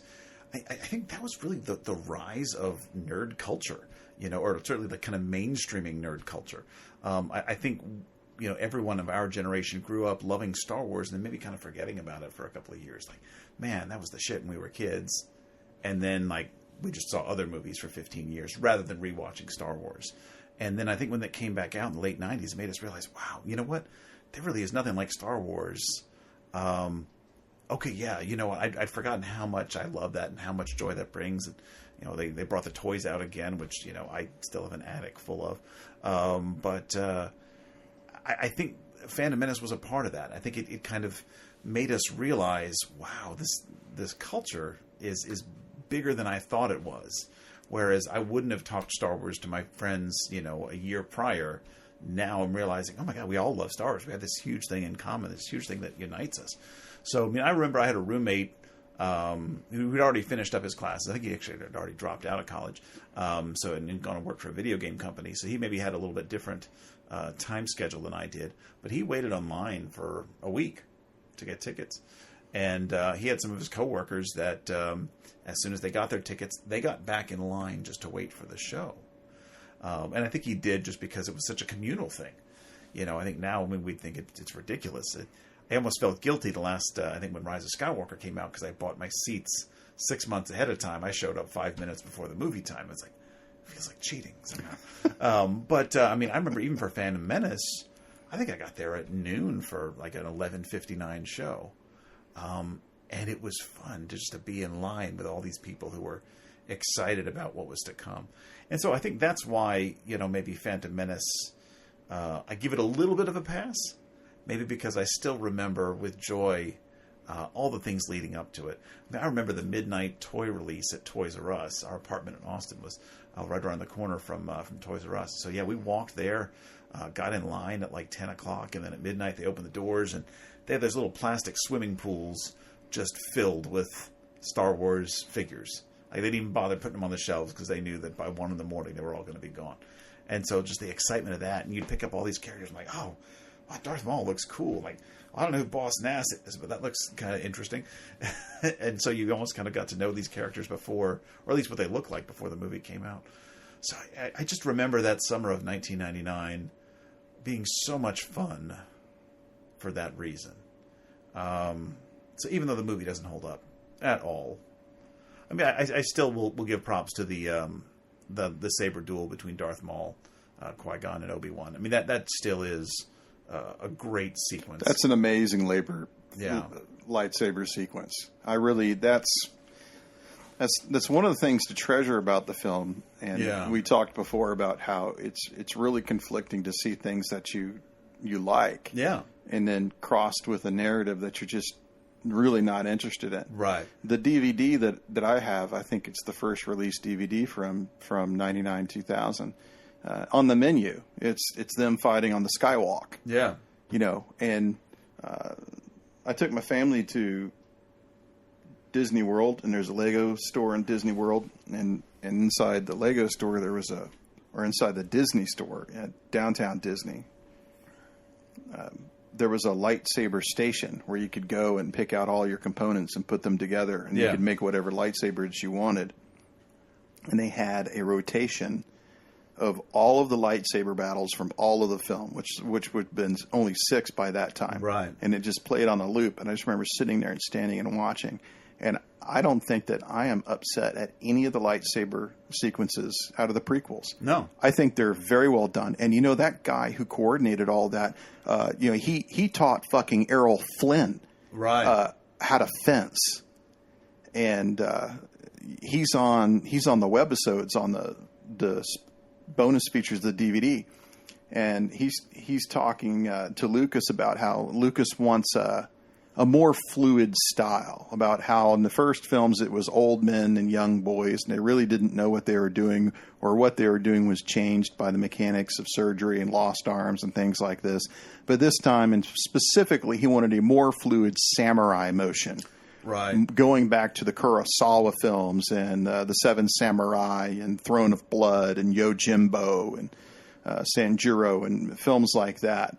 And I found that intoxicating. Right. I thought that was one of the themes of the film that really worked well together. Yeah. You know, I'm sorry to bring this up. What's your take on Anakin? Jake Lloyd. You know, Jake Lloyd, yeah. I mean, I think it's a little too early to introduce the character. You know, I almost wish he would have been introduced a little bit older. Because I really just hated everything about him. I hated the yippies. I hated the creepy kind of way he talked to Padme. Although I guess it's probably less creepy than the way Hayden Christensen talked to her in the Attack of the Clones. But you know, none of it sank in with me. None of it sank in with me. And I think the entire Anakin arc of the prequels, you know, I think it's, if you're going to appreciate kind of Anakin and what a good Jedi he was and what a big deal it was for him to turn into Vader, you almost have to supplement the prequels with 6 seasons of the Clone Wars. You know, I think that gives a little bit more nuance to Anakin. That gives a little bit more weight to the way his powers were kind of developing beyond what the Jedi could control and what they were trying to harness. And I think that is absolutely necessary to understand and maybe even believe that, okay, he turned over to the dark side. Because otherwise, if you just believe, okay, turn to the dark side or Padme's going to die, that's weak sauce. I mean, to me, that's not how you come from, you know, one of the greatest Jedi to Darth Vader. There seemed to be a lack of development in that storyline. Yeah, definitely. Yeah, and I haven't seen the Clone Wars, partially because if it takes place in the prequels, I'm just instantly skeptical and not interested. But everyone that I talk to that have seen the Clone Wars, and particularly Rebels, they say those two shows are really great. I don't know if I'd elevate Rebels quite that high. But Clone Wars? Clone Wars especially. And you may have to get through some stinkers early on in the series. Yeah. There's a few too many Jar Jar episodes. Same with Community. Right. I'm glad you said that, because we bailed after like 3 episodes of Community. Oh, no, you need to stay in. You need to stay in. Yeah, Abed and Donald Glover in season 2 really take off. Okay, great. I'll give it another chance. So, but I think Clone Wars really kind of develops that period, which really is actually pretty long, between 2 and 3.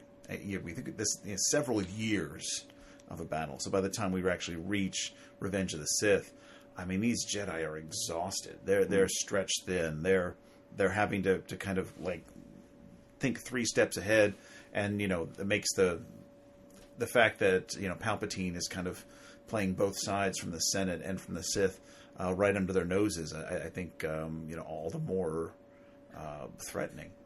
So yeah, I think Anakin's journey, you have to supplement it with kind of the appendix sources, I guess, so to speak, to make that believable. It doesn't seem like a whole lot of time was spent on developing that scene for scene. It's almost like an afterthought. Yeah. Right. The Metachlorians. Mm-hmm. Now, I did see an argument from Rick McCallum, who is the producer. Sure. And Rick McCallum, I remember on the first DVD with, again, the webisodes, he came out and he said, my job is to make sure that George has everything that he wants to tell this story. And apparently that changed. After the fallout, right, when it came into pre-production for the Clone Wars, he was actually using his position of, okay, George, there are a couple of things that you have got to pull back on. Like, number one, you've got to limit or eliminate Jar Jar. Yeah. Number 2, don't even mention the fucking word metachlorine. Right. That is hurting us. Yes. And I got to give Rick McCallum some street cred. Apparently, Lucas was suffering from Howard Hughes syndrome. Like, nobody wanted to go tell the king this isn't working out. Right. And I remember when some reporter brought it up to him, when the Clone Wars was about to come out, and it looks like a lot of people are not satisfied with the product. And he said, well, I think that's media perception, not an audience perception, because they're still going to see the movies. Well, we'll go to see it, even if it's terrible. Right. That's the thing, because talking about a terrible Star Wars movie is as much fun as, maybe even more so, than talking about a good one. Yeah. Well, my friend Dave Anderson had this point about Rise of Skywalker. Like, that's going to make $1 billion, and it doesn't matter if it's good or not. Yeah. That's sad. Right. When that becomes a fact. And we're part of a problem like that. Right. that the beast needs to be fed, even if it's junk food. Yeah. We'll pause for a second. All right. And we're back. So staying on the Phantom Menace, did you get a chance to see Jumper, directed by, I want to say it was Doug Liman? That's the one where, like, it was Hayden Christensen and, like, Samuel L. Jackson or something like that. Yeah. No, I did not. I think I was aware of it, but I don't think I'd seen it. Surprisingly very good. Okay. I think it would shock you. Very comic booky. Okay. Very action oriented. And I have to say, if you watch that, and if you watched a film called Shattered Glass, Right. And Hayden Christensen plays a journalist who gets caught lying. Yeah. I did see that. The guy's got some chops. He does, and even it's a dumb movie, but I mean, Life is a House. I mean, he even was pretty good in that as kind of an abused kid. So he can act, which leads me to believe that George Lucas directing actors, which I don't think has ever been his strong suit. I don't think anybody would put forth that. But then he did just kind of disappear, right? I mean, I don't think Hayden Christensen's done like. Well, why would you hire the guy if you saw his three most known films? Well, it's true, and he also has, probably more money than he knows what to do with just from playing Anakin for 3 or 2 Well, I hope movies. he does if he doesn't have any acting career over that. But, so you run into the situation. Yeah. Like Kristen Stewart bitched about this in an interview, and I used to have a very low opinion of Kristen Stewart because Right. I saw her in Panic Room, a David Fincher film, 2000. She's with Jodie Foster, Dwight Yoakam, Forrest Whitaker, great Jared Leto, great cast, and I really thought she was a powerhouse as a 12-year-old. I thought, Sure. oh my God, this girl is going to rule the world. And then I saw Twilight. Right. And I didn't ever want to fucking see her again. Right. And she's complained about this in interviews, saying that 90% of the people who go see movies have only seen me in those 4 movies. Sure. And so they don't want to see any of my other movies. Right. It almost makes her think, never should have done those movies. Now, she got a big payday out of it. Right. But she's been doing, effectively, until very recently, she's doing independent cinema. She has, and she's done fairly well. She's done very well, yeah. and I liked her a lot in American Ultra with Jesse Eisenberg. That was the first one where I actually made myself go see Kristen Stewart in a theater again. Right. And I thought, wow, she wasn't that bad. The one that really got me, though, was last year I saw on Netflix, Personal Shopper. Okay.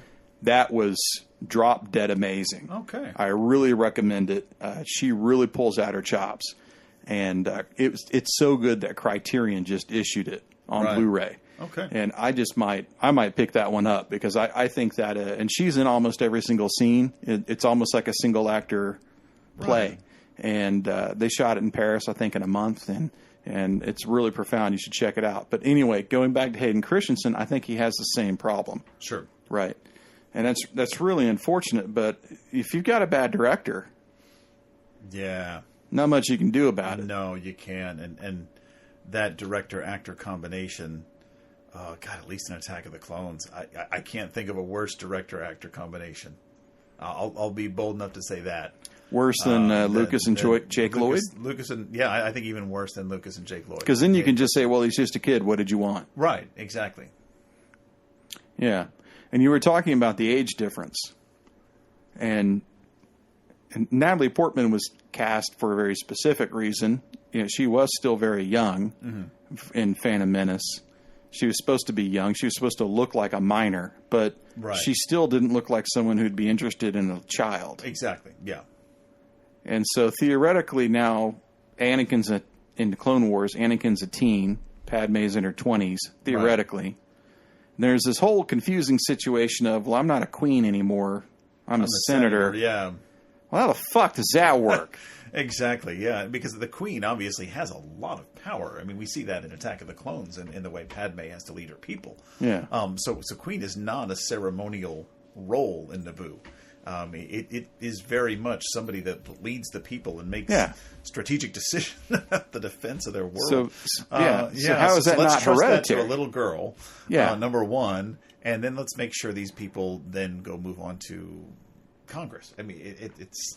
Yeah, to this elected body. Yeah. Which is sort of, okay, so you're a monarchy that sends people to an elected body. Like, it's very confusing. Yeah. And then there's this amazing speech in Attack of the Clones where Hayden's like, Hayden or Anakin is saying, you know, we should make the people agree.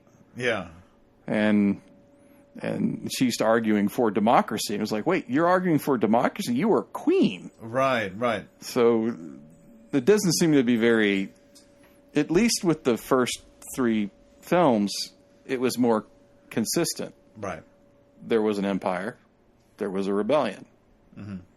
You didn't see the emperor until movie 2. It's almost like the less you knew about nice and vague. Universal politics, and the better. Yeah. The whole trade federation thing,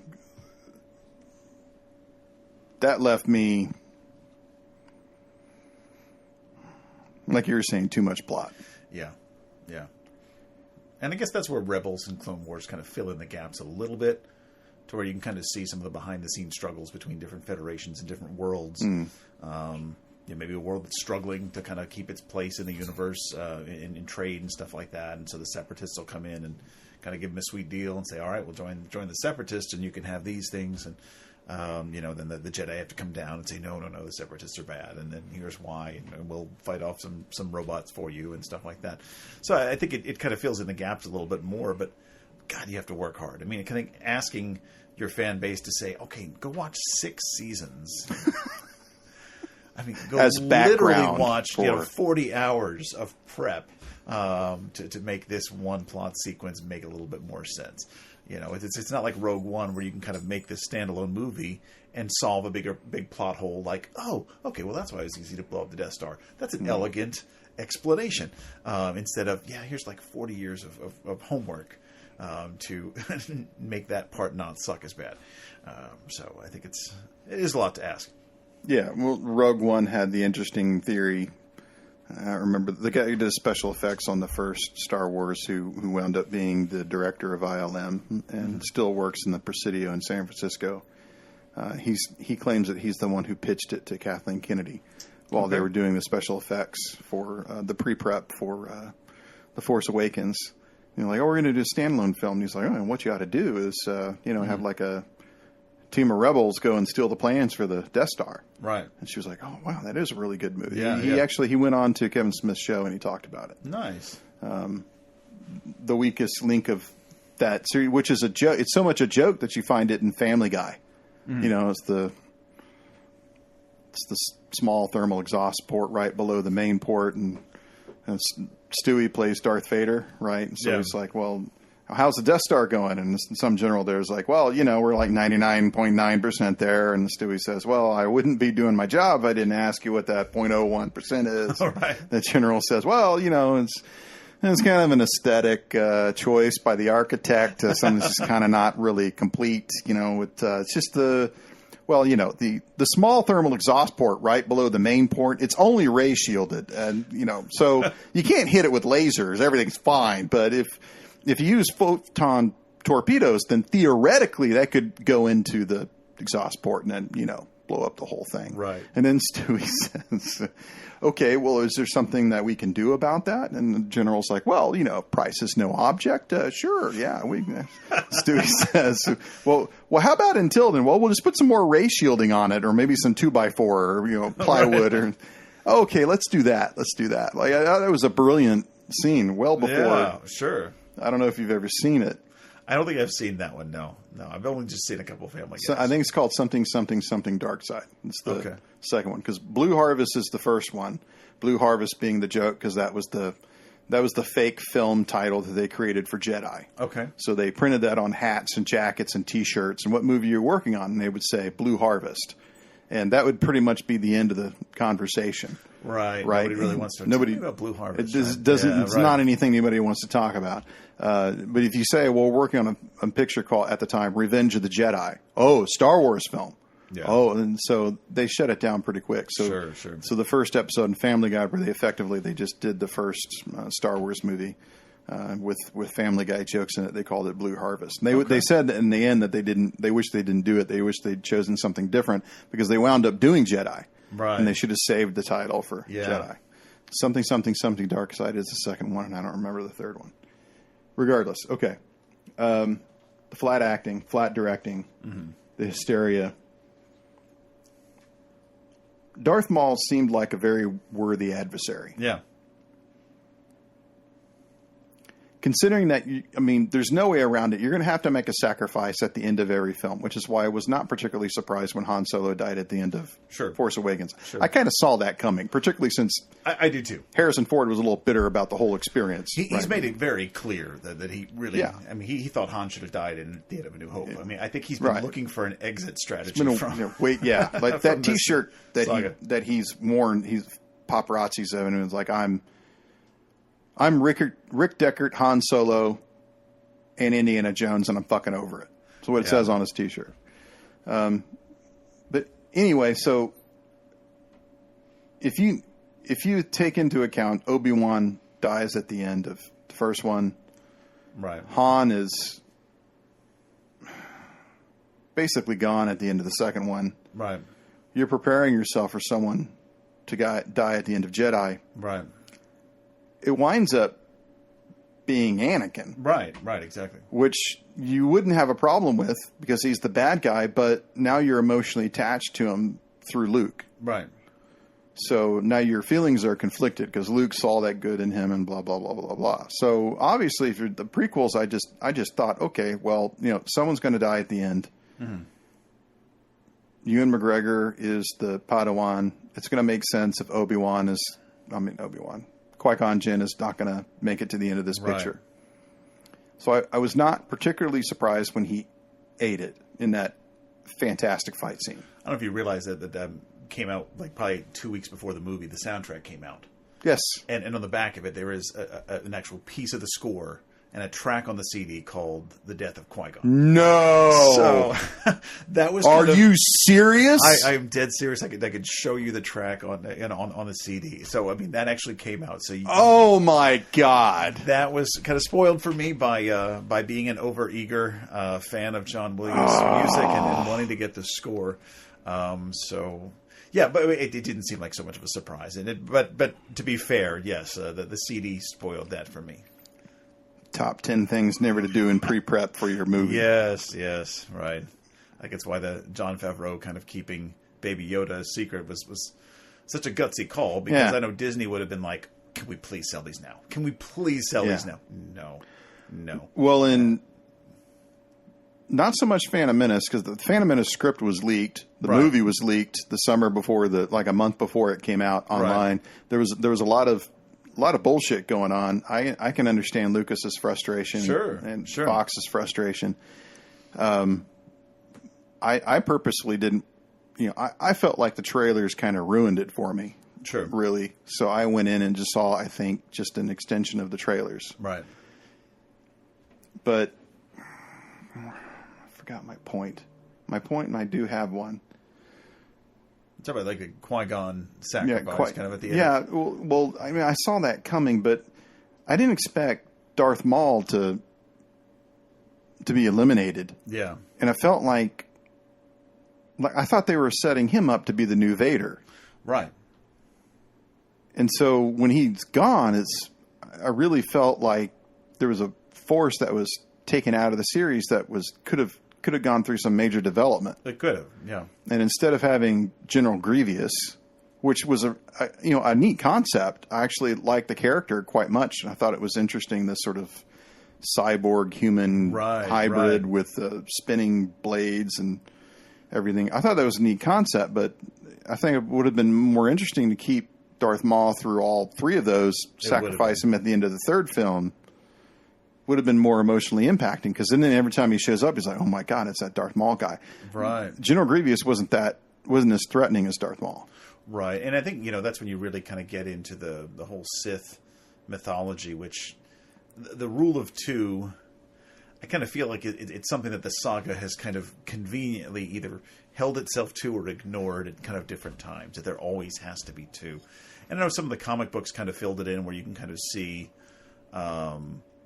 Darth Vader, like even Emperor Palpatine, although he had his one Sith with Darth Vader, he had his one apprentice, he was still kind of trying out a couple other people. He was kind of like training some sub-apprentices that, if they get strong enough, can overtake Vader and be the new apprentice. So that's kind of something that goes on behind the scenes. But if you're a fan of Darth Maul, then I won't spoil anything. But, he does make a reappearance in some of the Clone Wars. Okay, fair enough. In regard to the Clone Wars, the film, who paid for all these clones, and what were they to be used for originally? Yeah, so I guess a slightly more efficient force than those battle droids, and so I guess it's the Galactic Senate. I guess not a Galactic Republic at that point. So just kind of peacekeeping across the galaxy that the Galactic Senate pays for. So it's everyone's tax dollars hard at work.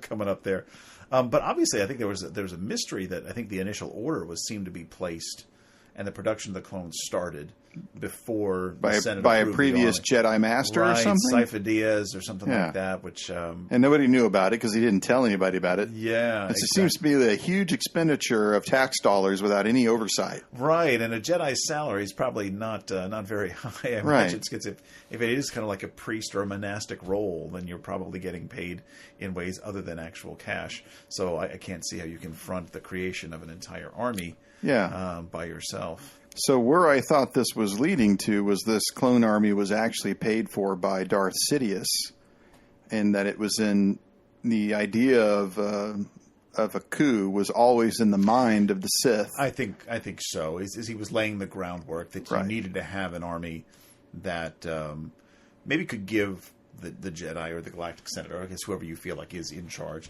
false confidence. But to kind of plant that little backdoor program into their minds, which I guess you can do with clones that maybe you can't do with stormtroopers, to where once you execute Order 66, okay, you control and you kind of flip the tables. So yeah, it was definitely kind of a long con on Palpatine's part. And if you read kind of some of the backstory of his character, he was very wealthy before he started to develop these dark side powers.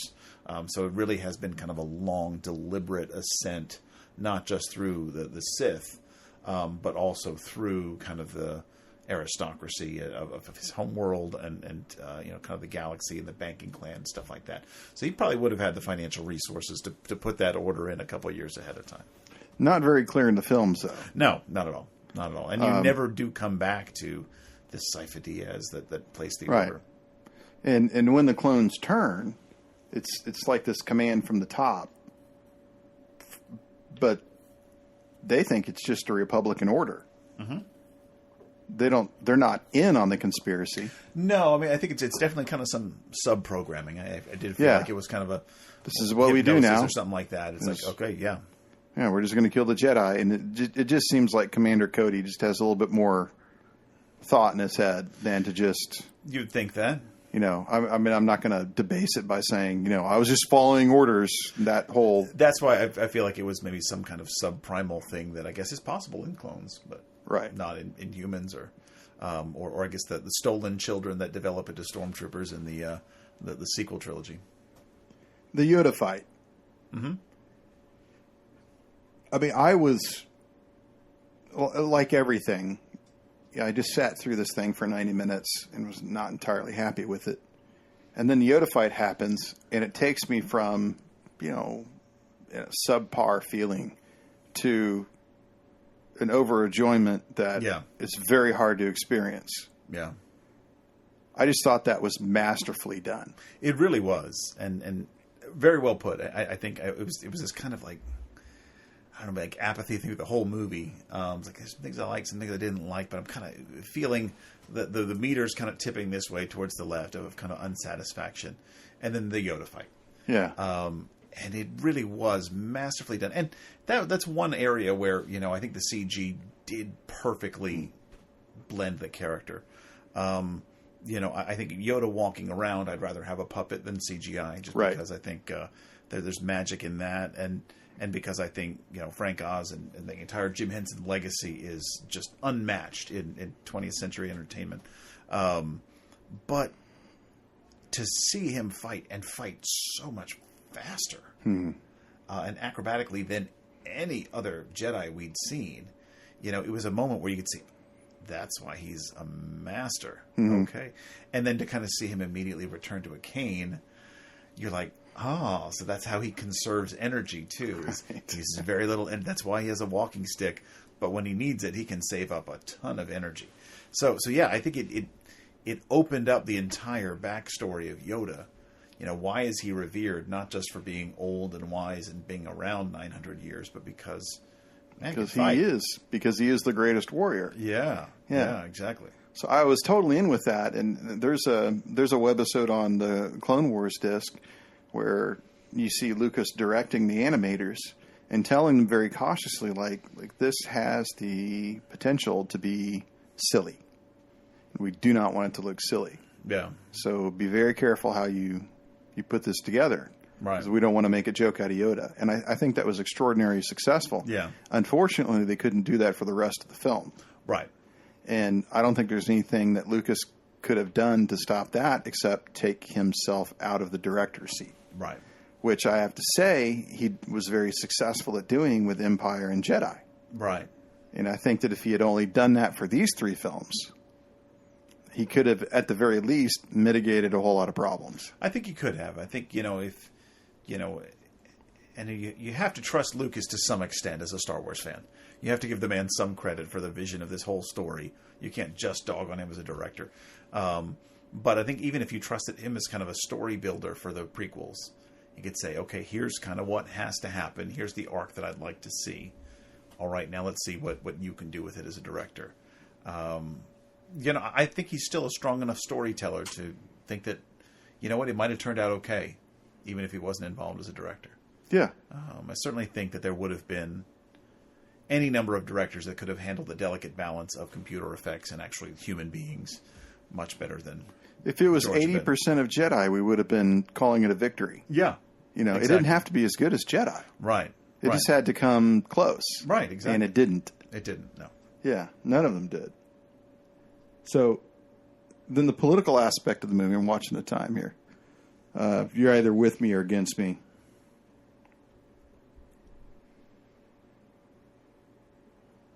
The movie came out in 2003. Right. There are a lot of desert shots. Right. And warfare shots. Some of them, particularly there's a scene of the clones surrounded by a dust storm. Right. Letting off their blasters. That just looks amazingly badass. And at the same time, I cannot see it as anything but a direct criticism of the Second Gulf War. Sure. And just instantly, I'm trying to take myself out of the fact of what my voting history is and what my propensity as a voter is, leaning a little bit to the right. But Anakin's line, you're either with me or against me, it's a complete lift off of George Bush. Sure. Everybody knew that when they watched it. But, right. But if a Jedi can't tell what's wrong and what's right, what the fuck use is having a Jedi around? Right, exactly. And Obi-Wan saying, nobody looks at the world in black and white, Anakin. There are gray areas. I'm like, what? Yeah. A Jedi sees a gray area? Jedi seems to be pretty cut and dry.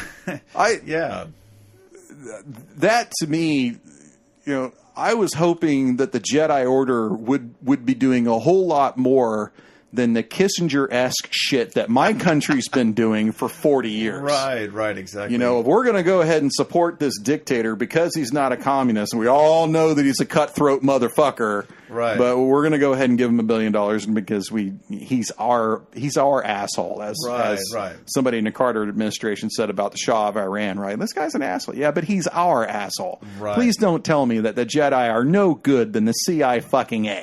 Right. I was hoping for more than that. So it might be I think it's an open critique of the Iraq War, and I don't think that it works. Yeah, I don't think it works either. And I'd forgotten about that. I think I did pick up on that at the time. I think it was hard not to when we were kind of reliving the failures of the Iraq War, every day on the news. But I think seeing it now, it's like I'd forgotten about that a little bit. What I'm reminded about is, I remember George Lucas's, kind of harsh critique of Force Awakens. He's like, well, if it was me, and I'd go to more worlds. I mean, that's what people want to see is more worlds, more creatures, different things that you hadn't seen before. So I kind of took it as, when you look at some of these planets, I think like Geonosis is where like the Attack of the Clones took place. It was desert, but it was also kind of this rocky kind of outcrop with all these hives underneath. I think I was willing to roll with it because at least it looked a little bit different than a lot of the other worlds that we'd seen on screen in the Star Wars saga. I mean, I know Tatooine is that kind of Saharan desert kind of look because it was shot on location in the Saharan Morocco. Desert. Right. But all these other worlds that were completely computerized that could really Tunisia, go there. sorry. It's Tunisia, yeah. So, I mean, I guess I thought it looked different enough, but yeah, there's definite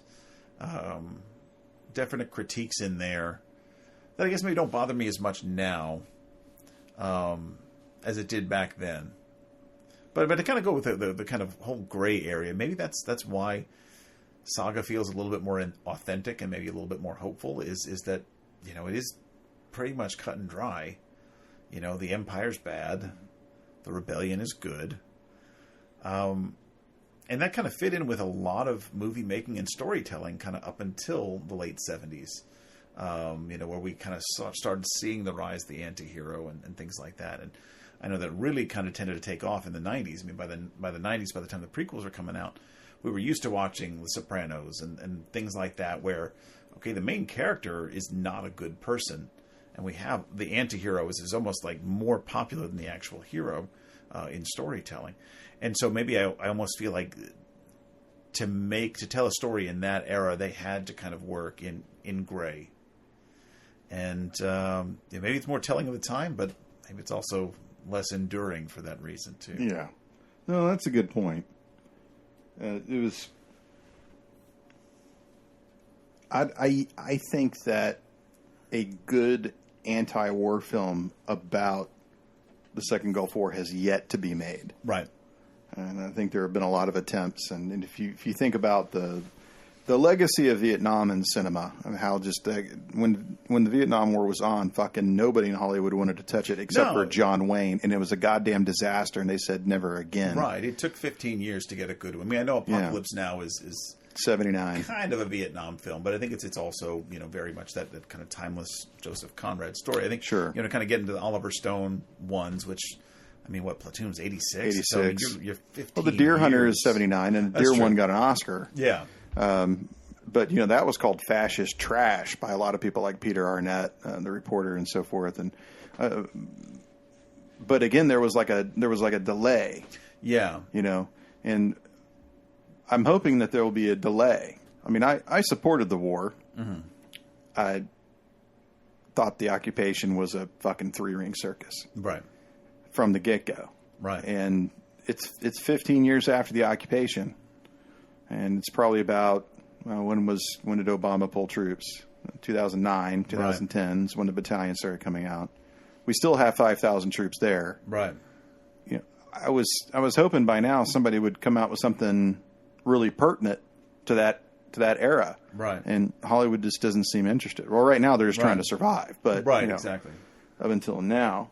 So, Revenge of the Sith, whenever you introduce a child, and of course, Phantom Menace as a child, what's that film with Mila Jovovich, the badass comic book Ultraviolet. Ultraviolet. Okay. I don't know if you saw that. No. That's got a child. Like, anytime you have a child in an action film, just like hold on, because it really tends to slow down the plot. Right. A lot of times people don't like having a kid in the middle of a firefight. And here we have a pregnant Padme really starting to slow down the action. Right. And I don't think she was used very effectively. And I know that we're talking about laser swords and talking fish people, but Right. the finale between Obi-Wan and Anakin, it was too fantastic for me. Yeah.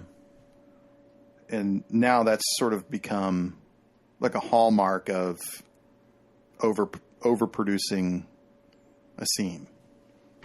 People kind of use that fight between Anakin and Obi-Wan as, all right, now it's total overboard. It was overboard, but I went with it. I think maybe because I was looking for a bright spot in the movie that I wasn't finding otherwise. And, I think Revenge of the Sith wasn't horrible. I mean, I think I liked it the best out of the prequels. I think it tried to do an awful lot in 2.5 hours. But there were some set pieces that I really liked. And I had more Obi-Wan, which, I mean, he was my favorite. I love Ewan McGregor's Obi-Wan. I think, he's all through the prequels. He's so I think perfect. giving him as much screen time as he had. And I think you could really kind of see in that movie the toll that things were taking on Yoda, on Mace Windu, on the decision makers and stuff like that. I didn't feel like Anakin had enough motivation to kind of turn to the dark side. And so as much as I kind of liked seeing Palpatine whisper in his ear to try to turn him, it just didn't feel right to me. So I was looking for a bright spot, and I think I did enjoy that fight scene with him and Obi-Wan. But I think as far as just the way things ended up with Anakin and Padme and her dying of, I guess, just a broken heart, it didn't quite sit well with me. And I've actually, given a lot more thought over time, and I think The Rise of Skywalker has actually kind of made it a little bit easier to kind of put a cap on this theory, is that, really this was kind of a long con on Palpatine's part. And if he can control midichlorians in a way to where he can bring people back from the dead, then maybe, he can conceive life. When we talk about, Anakin's virgin birth, and maybe he can kill people from afar just by controlling midichlorians. So maybe, Palpatine could be the one that ultimately causes Padme to die. Because I don't think just that little bit of force choke that Anakin did was enough to kill her in childbirth and not harm the kids. And even the medical droid says, well, there's nothing wrong with her physically. She's dying of a broken heart. Oh, God, I wish they hadn't used that. So I think there was something going on, and I think it would have been cooler if that wasn't just, a fan theory. If that was something that you could really see evidence of.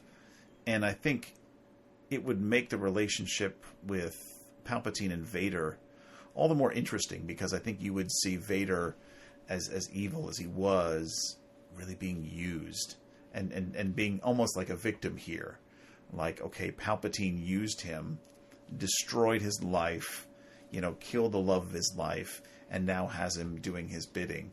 I think it would almost add kind of another layer to Vader as you start to view the saga going on. I agree. And in the beginning of Jedi, Leia says that she had memory of her real mother. Right. And remembered her being sad and so forth. So I was going into the film thinking that they had survived. Yeah. She had survived. And I was really disappointed when she died. I thought that the trauma was going to be, we have to separate the children. Yeah. So that Vader won't find them. Right. Which one? It's like a Sophie's Choice type of ending. Which one do you have to give up? Right, exactly. And Luke being the one that he was going to definitely look for, being the male, she wanted to hide him the most. And so she entrusted him to Obi-Wan. And then she took Right. Leia to live in the household of the Organas Right. on Alderaan as effectively a servant girl, just like she had been playing when she was queen. Right. She had played servant girls before. Right. So that's where I thought things were headed. Right. And Senator Organa basically shielding Padme for the rest of her life, which apparently is going to be pretty short. Right. And that was really disappointing to see the character arc stop in such a way. Right, that you don't remember her, because, I mean, her mother was alive up until Alderaan exploded, her adopted mother. Mm-hmm. And so that doesn't quite fit. But what I had more trouble with was, like, if you're going to hide Luke, like, why do you take him to and give him to basically your stepfather, right? Or your stepfather's, I guess maybe he had died by then. So I guess your first cousin, like in the house that your mom. Well, the like, relatives were really confusing. Like, who's Lars and who's Owen? Who's like these people that were showing up? That wasn't very clear. Yeah, exactly. Not to And me. I remember thinking, like, even before Revenge of the Sith came out, I'm like, so like how's this Uncle Owen thing gonna work out? Because like Anakin doesn't have any siblings, and then like, okay, well, I guess his mom remarries, Mr. Lars, and then this happens. But that also kind of leads me to believe, but then, yeah, why leave Luke with him? Because wouldn't that be a pretty obvious place for Vader to look?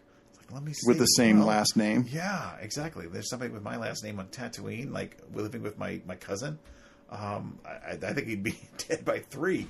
I wouldn't think he'd survive to be 18 and fighting in the rebellion. But there is Marvel started reprinting the Star Wars comics. Yeah. Shortly after the Force Awakens started, and I of course got into them, and I love the new Star Wars run, and the Han Solo run, and the Princess Leia run. I think is brilliant. There's this great chain of Obi-Wan storylines. Yeah. And it's Obi-Wan in exile. He's on Tatooine, and all of the underhanded shit that he's got to do in order to keep Luke underground. right. That's the plot of the Obi-Wan run. And it's really quite good. Well, I guess it goes back to, I mean, does Vader think that any of the kids survived Padme's death, or does he just assume that the kids died? Right, that's not explained either. Right, so exactly. then is Because it if a that's the revelation in the first film, or actually we don't know when he discovers. I think there's a kind of in that same comic book re-release. I think there's something to where there's a bounty hunter that's kind of looking around for, like, kind of fighting out people in the rebellion, and somehow he discovers that there's somebody named Luke Skywalker. Well, yeah. So in the new comic book run, there's a plot line where he's looking for the victor of the Battle of Yavin. He wants to find out who blew up the Death Star and punish them. Right. And then he finds out it's a pilot in the rebels called Luke Skywalker, and so it's the name that keys him. It's like it's got to be my son. And so I kind of took that to be, okay, he didn't know his kid survived. Right. Because otherwise, I mean, he spends the last, the next probably 3 to 5 years after. The Battle of Yavin. Yeah, I guess after the Battle of Yavin. No, even before that. Like after, I guess, Revenge of the Sith, kind of as soon as he's Darth Vader, he spends the first 3 to 5 years hunting down every Jedi. Right. Because the Purge didn't get them all. The Order 66 didn't get them all. So destroy all the temples. So he goes and just destroys all the Jedi, and he's fairly efficient at it. So I would think that if he knew that he had little toddlers out there, that he'd be able to find them as easily as he's found, these hiding Jedis. So I can only think that he didn't know that his kid survived. And so Luke's appearance is a surprise to him. What's your take on the younglings? On one hand, I kind of applaud them for going there, because the prequels hadn't really been willing to go anywhere dark. It had to happen. I mean, it absolutely had to happen. And you had to believe that he was capable of that to buy into the transformation. So, yeah, I kind of almost look at it like a necessary thing. Well, I thought that was going to be the key that pushed Padme away. Like, once she found out she had done that, then that had to be the total break with him. Like, I can't see you again. I can't talk to you again. I want nothing to do with you. Right. And it wound up that wasn't it. Right. She jumps onto a spaceship and goes and tracks him down after that. Right. It's like killing kids. We can work through that. We can work through that. Yeah. Genocide is okay. It's like, right. So I found that difficult. I'm glad we settled all of that. The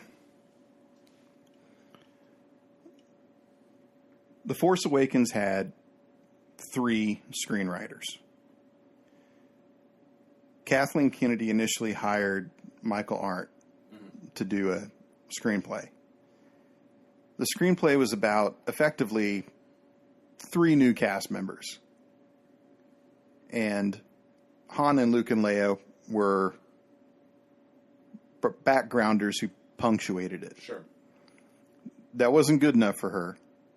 So she handed it over to J.J. Abrams, who was the director who said, "Thanks?" ? Right. And then immediately went running to Lawrence Kasdan, who wrote Empire Strikes Back with George Lucas. And they reinserted the characters and decided that this was going to be a continuing story of the 3 characters, Han, Luke, and Leia. And that the 3 additional characters, Rey, Poe, and Finn, would share screen time at the same time. And I think that immediately, that decision to include 6 characters and share screen time between them all had a dramatic impact on the series. The first of which was you immediately lose your droids. I don't know where the fuck C-3PO and R2 are.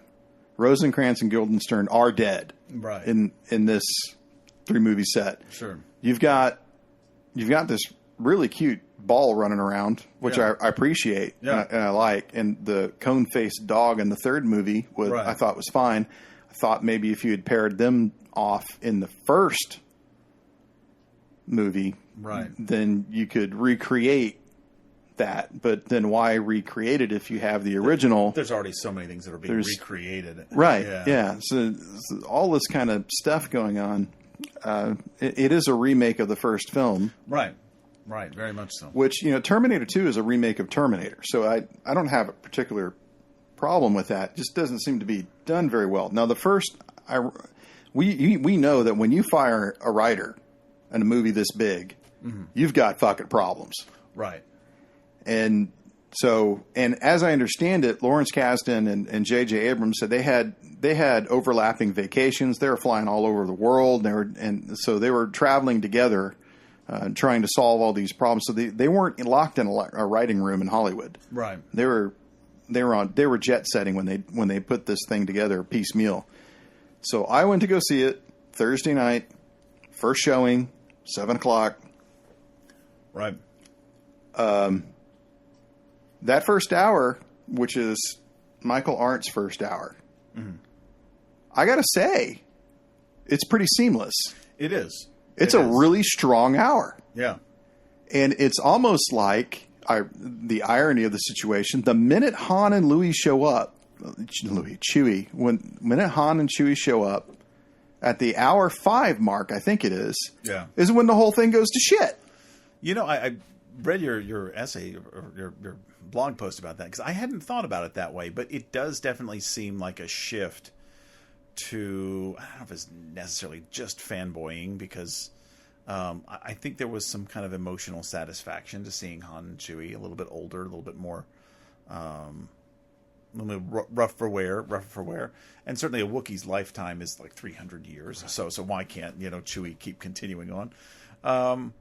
But yeah, I do kind of wonder what would have been if they could have just told their own brand new story with maybe some Easter eggs that touch back in, without necessarily being so beholden to what would happen in the past. And I know eventually we'll get there, and I look forward to that as a Star Wars fan, is knowing that they've said anyway, who knows, they've said that they're done with the Skywalker saga. So the next Star Wars movies, at least the next Star Wars trilogies, will tell a different story. And I look forward to that because I think that's maybe where they can be a little bit more creative instead of trying to kind of find ways to tie back into that universe. But I think what was, I don't know if it was bad, but it was definitely weird that almost every plot point in The Force Awakens was an exact mirror of A New Hope. I mean, let's go find the one weakness in the planet killing Right. base, and blow the thing up. So it. Yeah, and I think there was another part of me that was kind of like at The Force Awakens, or kind of like The Phantom Menace, where I think I had the rose-colored glasses on for a little bit, although I was, I think, a little bit more jaded at the time. So I think I was maybe a little bit quicker to pick apart the movie. But I remember my impression being, so excited going into this, maybe tempering my expectations a little bit because I'd gotten burned a little bit before. And the first time when it ended, I was like, wow, okay, that's a lot. I think it's mostly positive, but some negative. Like I'm still trying to wrap my head around exactly how I feel about it. And I think that's been kind of the fanboy's dilemma, I think, with new Star Wars, is we're not going to like it as much as the first one. Is it fair to compare these to the old saga? Can we just enjoy them for what they are? Or is picking them apart kind of the fun? And is that kind of what we've reduced ourselves to? Because I can't think of another movie where I enjoy talking about the movie as much as I do watching it. But that is absolutely the case with Star Wars. And I'm sure you found this too, as, kind of maybe a white male of a certain age, is kind of expected and assumed to know quite a bit about Star Wars. And we do. And most of us have an opinion about the new movies and about the whole overarching story thing. So I think it's been kind of a fun way of connecting with people. But I don't know. I think if maybe we kind of don't get the Star Wars movie we want, we get the Star Wars movie we deserve. And maybe that's kind of what the sequels are. They're all right, but they're bound to be a disappointment. Yeah. Well, did you read how I thought it was going to end? I did, yes. And so I think that probably would have been a lot more interesting. With Luke showing up at the end of Force Awakens. Yeah. Trying to save, kind of like a recreation of Bespin. Right. And again, like Bespin, he fails to save Han. Right. But he saves Leia. And then you have this absolute badass, batshit crazy scene where he's disposing of stormtroopers like they're garbage, and it's Kylo Ren who is on the run, trying to get away. I definitely think Luke Skywalker deserved more than just a 10-minute sequence as a force projection fighting on Crate. And you could have done a lot with him, and he could have been a mentor to Rey, in the field, and you could have seen, what is. I think you could certainly believe this at the end of Return of the Jedi, that Luke Skywalker is the chosen one, is the greatest Jedi. At the time, I guess he's the only Jedi, but that he is kind of all-time great Jedi.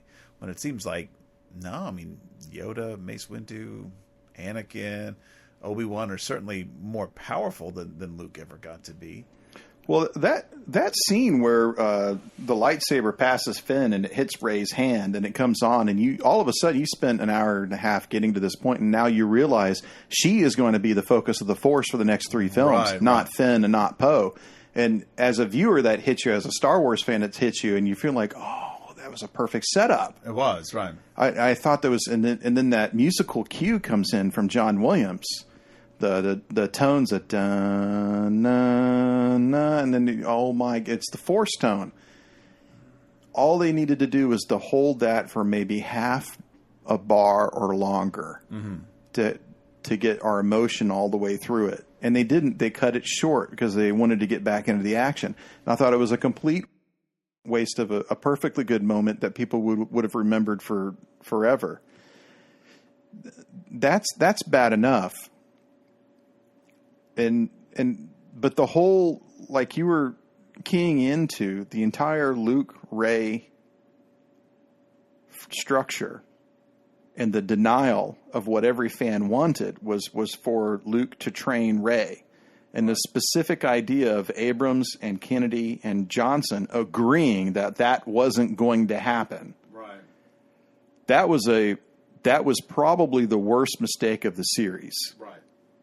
And we're not talking about 90% of Star Wars fans expecting that to happen. We're talking about 100% of Star Wars fans expecting that to happen. Absolutely. That was a very bad idea to deny that. And of course, Rian Johnson's got this bullshit argument where, because Mark Hamill's been very vocal about, look, I'm a hired gun, I'm an actor, I'm here to play a role. I don't get a say in where the character goes. Like, I disagree with that's where the character is going, Sure. but that's not my take. They should have listened to Mark Hamill.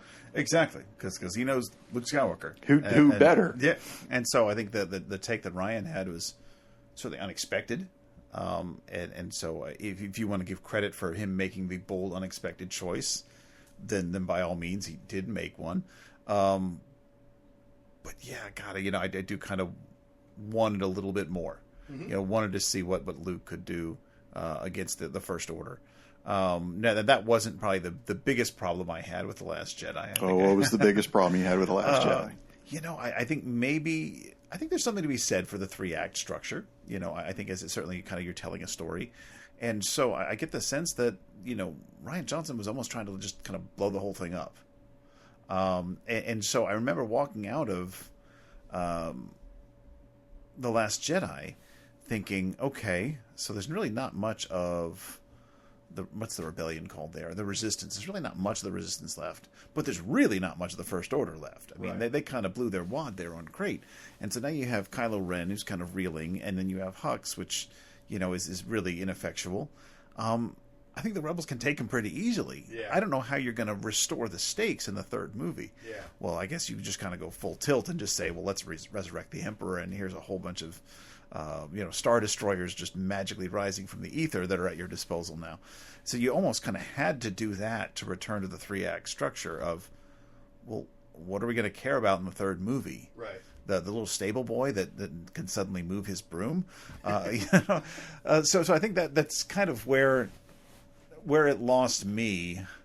I think it was a lot of unnecessary stuff. I think Canto Bite was just... That's a bad idea. Start stop is a bad idea. That was terrible.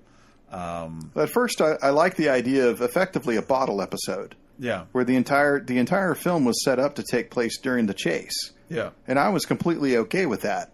And so when they left the chase, it was like, what's going on here? And then to find out that the chase had nothing to do at all with the plot of the film was extremely frustrating. This movie is way over 2 hours. Yeah. And you spent 25 minutes about a topic I could give a shit about. With a character that pops up, and apparently Benicio del Toro's character was going to be Lando. But Billy D. Williams is having health problems at the time. Couldn't take the role, changed it, got Benicio del Toro. Should have just canceled it. Interesting, because then he would have had to, I guess if you followed the same arc that Benicio's character did, selling Finn and who was it Rose that was with him? Another character I don't care about. Like I'm not anti-Rose. Like there are some people that just like hate on Rose. Yeah, I'm not one of those. I find her presence confusing. What is she there? Nothing to do. Right. And from what I understand about Rise of Skywalker, she did have a lot more to do, but it involved interaction with Carrie Fisher. Yeah. And so when she died, they're like, okay, well, what do we do now? You're kind of stuck here with what we can cut together from previous movies. That's unfortunate, but it's making the best of that situation. So yeah, I think you have this kind of unnecessary story here. This distraction from, like you said, the chase. I think that would have been kind of a more interesting film. But you know what? I think you kind of mentioned something with the Rise of Skywalker and kind of like that rushing the moment of discovery that Rey has some Force powers. I don't know if this started with Jedi. You could definitely see it throughout the prequels, is to where George Lucas just loves multiple storylines going on at once, or certainly as it pertains to battle, and switching back and forth. And I think it's easy to kind of lose the thread through that. I think it was a lot easier when, in A New Hope, where you just see, okay, maybe the Yavin control base, and then what's going on in the Death Star trenches. I mean, it's just kind of pretty much back and forth between those two things. Maybe a little bit of Tarkin on the Death Star, but you're really just kind of intercutting just maybe mostly two, but maybe 3 perspectives. Whereas with the prequels, I mean, some of those battles, like the Battle of Naboo, I mean, there are so many different perspectives that they're jumping back and forth between that you really don't get to stay on one long enough to enjoy the moment. And I think they just kind of carried that over into The Force Awakens and probably to some extent the other ones, which they're trying to tell too many stories at once, and that's almost become embedded in the Star Wars storytelling structure. And because of that, you rush the moments. You don't really care about any of the moments because you're aware that this is a bigger battle, but I think you're a little worse for wear for it. Yeah, I think that if they were capable editors and storytellers like Peter Jackson, Right. like, for instance, the Fellowship of the Ring, you start off with everybody for 3 hours. Right. And then in the Two Towers, you split up into 2 groups. Yeah. And then in Return of the King, I think there's like 5 different things going on. Sure. But you can keep it in your head because by then you've got 9 hours with them. Right. Right? But they didn't really care to follow that formula. Right. Or they failed to edit it as well. And in the key point of Helm's Deep in the Two Towers, you don't cut to suddenly Frodo. You're like, no, we're going to stay with Helm's the good Deep. stuff. Yeah. So I think that there's a little bit of that going on, and it probably is an editing issue. Well, that's why I admire Game of Thrones. Whenever there was a battle in Game of Thrones, they didn't cut away from the battle. The entire episode was in the battle. Exactly. The Battle of the Bastards, and then that winter battle. It seemed like the penultimate episode of almost every season was a huge fucking battle. That's right. No, it was very well done. And now, The Last Jedi, correct me if I'm wrong, I mean, I fervently do believe that this has the greatest lightsaber battle in the history of Star Wars in that throne room. I'll give you that. So much so that Game of Thrones copied it. Right. In the winter battle. Right.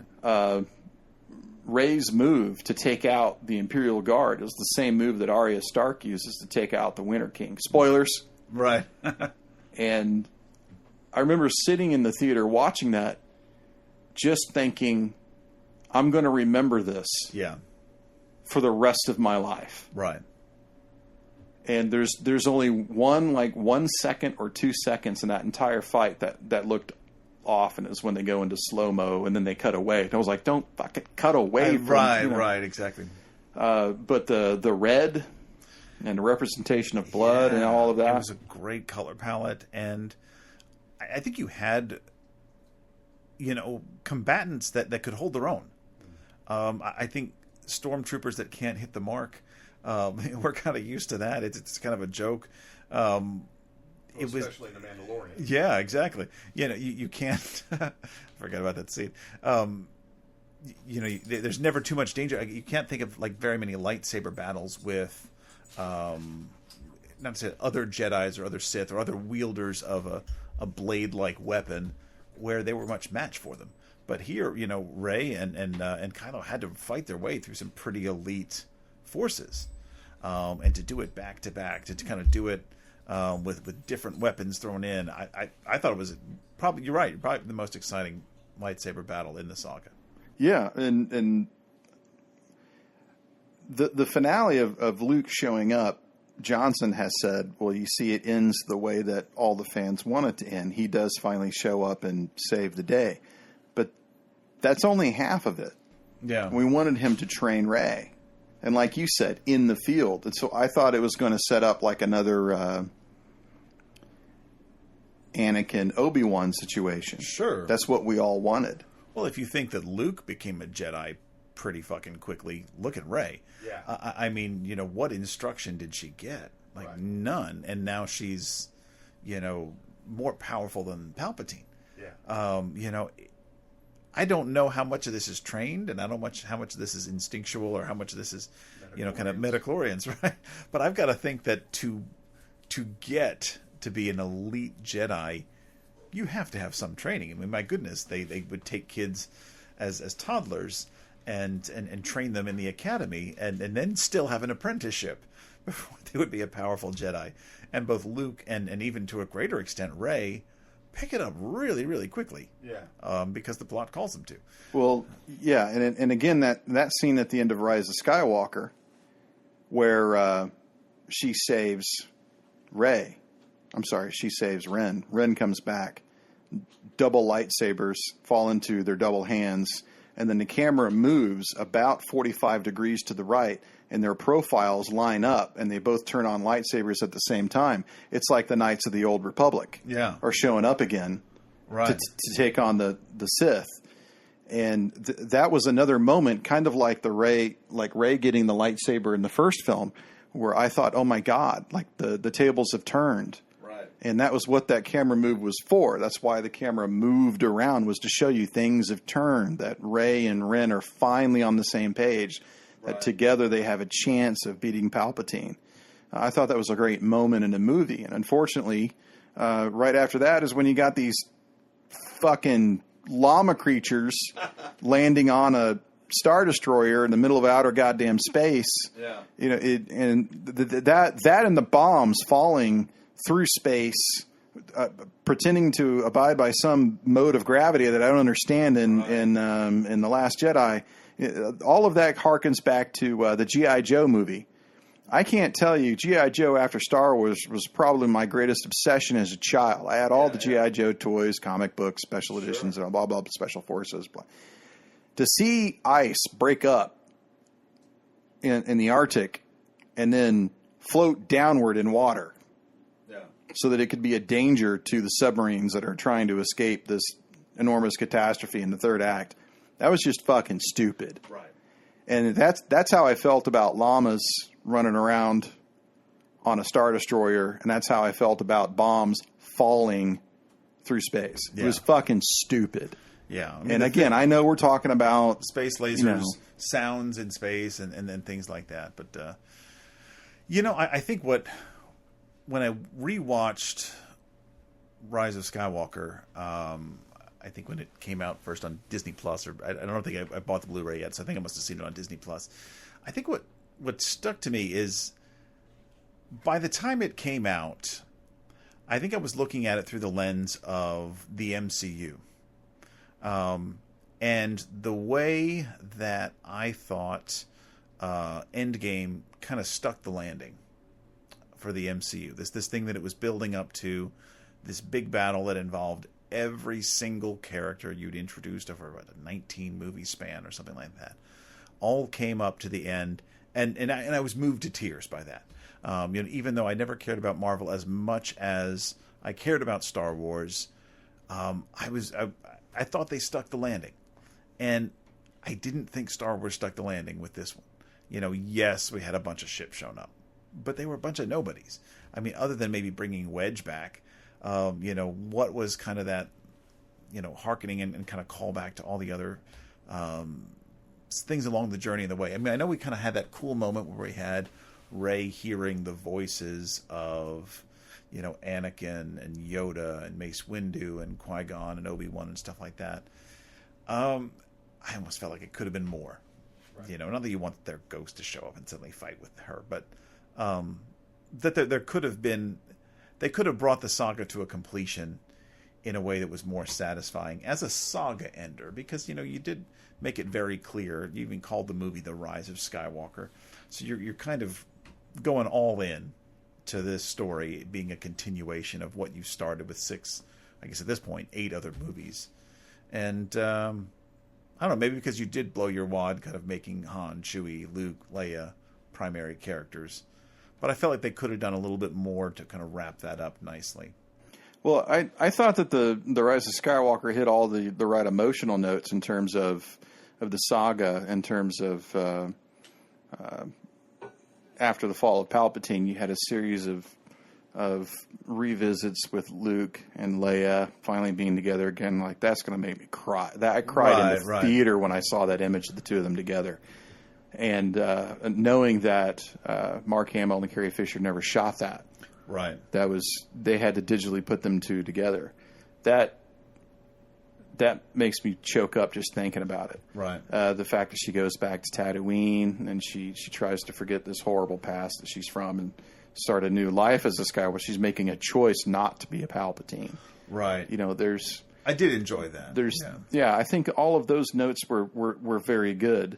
But like you said, it's punctuated with these plot points that just make you shake your head. Like, I don't mind going to the smuggler planet And actually, I thought Kerry Russell's character was actually someone that I wanted to spend time with. That was kind of like another Boba Fett showing up. Right, exactly. And so I'd like a series on her. I don't know what she's a Zori, I think she's a human, right? Zorlandarian or whatever you want to call it. Like, I would be interested in spending 8 hours with her. Sure. And I thought that fight scene between Rey and Ren, where she's on the battleship in his room and he's trying to find her on the planet, and because their forces interacting with each other, they're switching places in the fight, and they can see each other, but they can't see their environment. Right. Because they're specifically blocking it from one another. Right. And that entire interchange, which is set up very well in the second film. Right. And then parlayed very well for that fight in the third film.